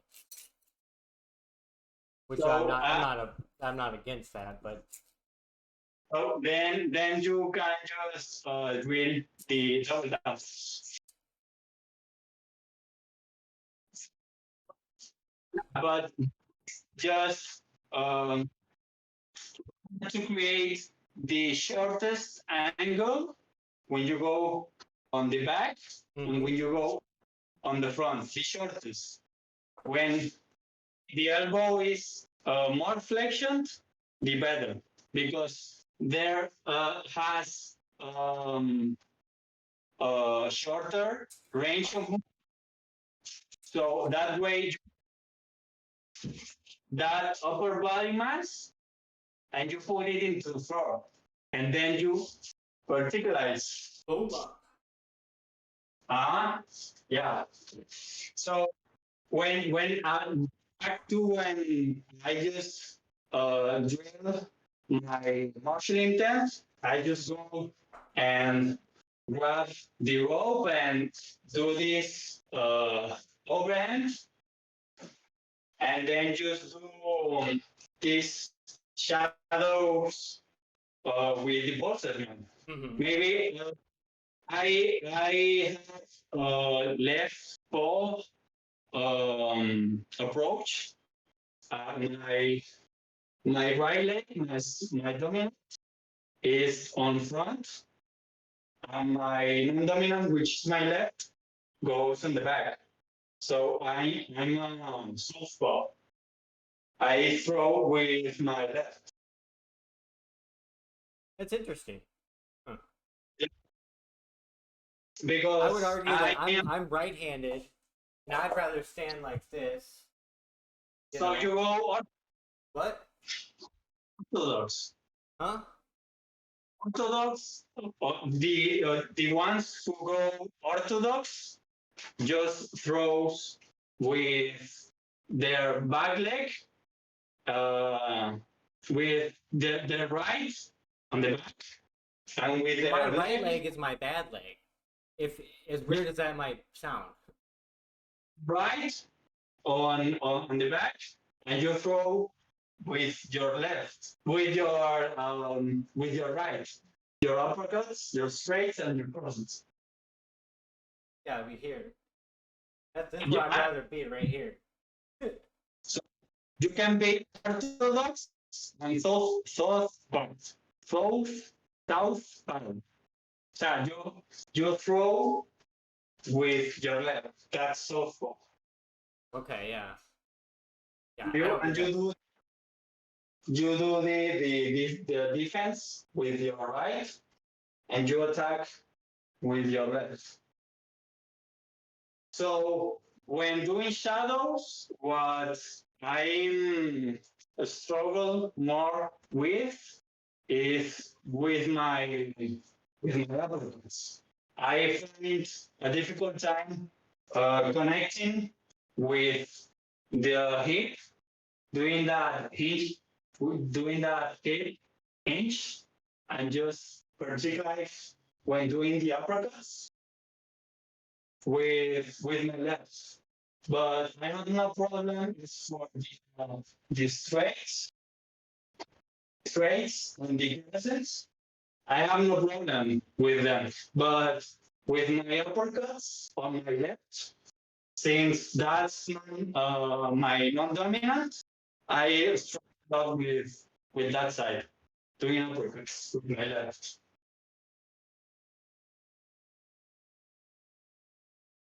And you've been experimenting with shadows? I was for a while there, but I have kind of stepped away from it again. I'm really trying to figure out how I want to format like my workouts through the week. You know, I'm still kind of figuring that out. I definitely want and I'm trying to figure out where to throw like Wing Chun practice in with all that as well. You know, because that would probably go in with the shadow boxing would go with either before or after I do whatever I'm gonna do for Wing Chun that day. You have to definitely look into micro dosing. What like? Yeah, Mushrooms? micro dosing workouts. Like Adam Oh, talks about movement snacks. You can alternate. yeah. Like, I'm just doing my overhand. Then I just pause for 5 minutes. I go do the dishes. Then I It's just hard to track progression if you do it that way, though. ah For me, it's hard to track progression, I guess, unless I'm just, you know, active. Like, I want to see progression on paper is kind of what I'm looking for. You know, I want to see stats grow, if that makes any sense. yeah, but you can still do it this way and write it in your log. I did 5 minutes of shadows, then followed by some overhands. Yeah, I see what you're saying. Yeah, well, I'll show you. I'll tell you what I had here. And you can still log it. Log those movements, guys. I did 5 minutes with my overhand parent. Then I follow it with some shadow words. I throw some stress, some process, some upper. Hold on a Yeah, second here. The girlfriend's calling me here. Give me a second.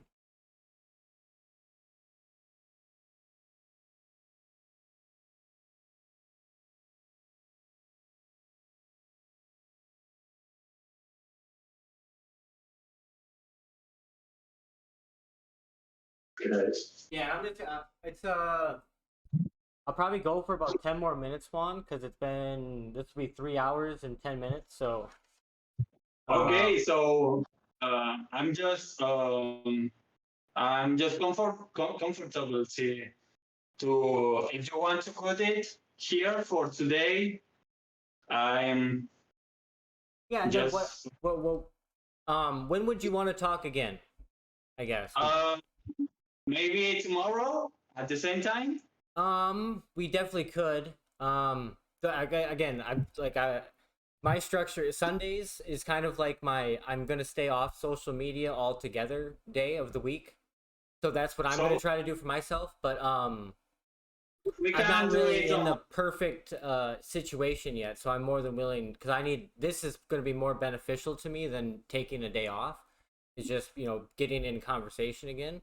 So are you thinking what would have been? It would have been about 4 o'clock your time. Is that what you're thinking then? 3-4 o'clock tomorrow? Sunday. Sunday tomorrow Sunday. We'll do it tomorrow. Oh, okay, yeah, okay. As long as I don't have anything going on, I'll let you know if anything changes. But I mean, I probably have 1 to 2 hours a day that I could spend doing this every day of the week, Monday through Friday, or Monday through but Monday through Sunday. If you can chat through Twitter, I'm actually more active through Twitter, so that just increases the odds Yeah. for So if me I was to gonna message you, should I message you on Twitter versus Instagram? on Twitter, so I can see it faster. Okay, sounds good. Because you don't check Instagram as much. Not as of lately. I go on maybe once a day and I go through the stories and then I see the posts and then I do whatever I want to do and then I'm gone. Yeah, I've been enjoying Twitter a lot more, which is kind of weird, but spend more time on Twitter. Yeah, shit it's better than posting Instagram for sure. rains, a lot of rain, like yeah. I try to be funny with my Twitter approach. Yeah, see, I just don't have. I lack that. Again, like I said earlier, a real anxiety to social media, where I have a hard time saying anything. I have a hard time saying anything, my friend. It is when I post something, just know how hard it was for me internally for me to just post that. I don't know why. I'm trying to work through it. I don't know what. I've never met another person like that. I have fear of posting things online that another person doesn't even know me, and that bothers me for some reason. I don't know why, but it really affects me, man. But we're getting through it. Yeah, that the step you take today, talking to me, and me just not being a native English talker, that and actually understands my words. That is a Well, in big a lot of ways, achievement. Juan, you could just do movement, and I would just kind of understand what you're trying to tell me. Just because of we both like work methods, so I could kind of get where you're coming from. So we have an unspoken language through movement in a way. It's kind of beautiful when you think about it. But what do you think about my pronunciation? It's okay. You understand me? I mean, for me, I have no issues with it, but I mean, I live in there's not a lot of South American people here, but there's a lot of Hmong and Asian people where I live. So I'm used to broken English a little bit where I'm trying to I can pick out here a few words here or there, and I can kind of get the gist of it, you know. But I think you do good. You do fantastic, I would say. Like me trying to speak your language would be a disaster in comparison. So So, ya saben, chicos, que Austin trataría de hablar español y casi no le entenderíamos. look, I don't know what you just said, but I appreciate it. I guess I don't know. I don't know. Yeah, so I just said you would have a really hard time to speak in Spanish and for us to actually understand what you're saying. Yeah. I mean, they're not even close. I could probably ask where the bathroom is, but that's about as far as I would go, you know. Or like, how are you? You know, like that's about it. You know. ¿Cómo estás? ¿Puedo usar el baño? Yeah. ¿Dónde está el baño? Ya, ¿puedo usar el baño? Ya, sí. So we may continue this tomorrow then. So Sunday. Yeah, I think when we get back on tomorrow, we'll just see where it goes. I guess I don't want to really plan anything specific, you know. Like I just kind of want to just get on and talk, and it'll probably get into more specific points as we talk more. You know, I would guess. You know, we're kind of getting a feel for each other, and I think that's just kind of where we're at. You know. Mm-hmm. Yeah. So just text me through Twitter tomorrow, and I will prepare the conversation. Sounds good, my friend. Do you hear me? Yeah, I hear you. So we should stay talking tomorrow then. Absolutely. I mean, feel free to share anything. I guess. Yeah, of Did course. you get the invite to my Discord server, or was it too late? The link was expired. Okay, because I can show you how I set up my Discord server, and if you want help setting up yours similar to how I have mine, I could help you with that if you would be interested as well.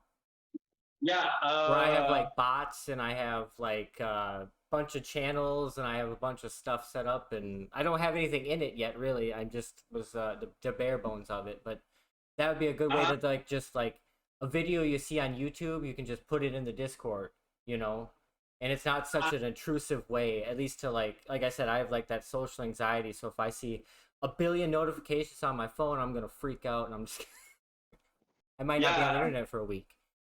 So I just have that approach to YouTube where I'm going to upload a video, unlisted it, and share with you guys. Yeah, that's right. You were saying that. That's right. That's probably that's a better way to do it than what I'm saying. 100%. I just don't want a stranger comment saying, "Why you don't just jump the rope? Why you?" Yeah. So and the posters I made. So since they are not the real ones, I don't want to entertain the thought. So Austin, was such a pleasure to talk and being in your on your Twitch channel today. Thank you for that. I'm so grateful for you giving me this space to talk to you and for being into your digital space. So thank you, man, for that. And we should talk tomorrow then. Absolutely. The same goes to you, man. And I mean, like, it's just really nice to have someone to who is like just sharing the space here. You know, we both love Weck Method and we both love movement, and I don't have anybody to share this with locally, and it's just nice to have someone who's even far away. And like you said, the language barrier and all that, like it's beautiful. You know, the internet is a beautiful thing, and I'm using it for the right reasons, I would argue. Like, I'm making connections. I'm not using it to hurt people and things like I want to help people with it. And I'm growing a lot, and I'm thankful for all of you Weck heads helping me do that, you know, in a lot of ways, you know, and yeah. Appreciate you, man. I really do. So happy to be encountering you guys, to meet your personal stories, to us to share intimate things from our personal lives on here. Like that's really one can give feedback one another and share experiences on a genuine way from the soul or soul to another soul through the internet. That's Mhm. so okay, Austin, just closing this here and have a good one, man. You two have a great night, man. We'll talk tomorrow, okay? Please have a restorative sleep, man. Absolutely. Just one. Yeah, man.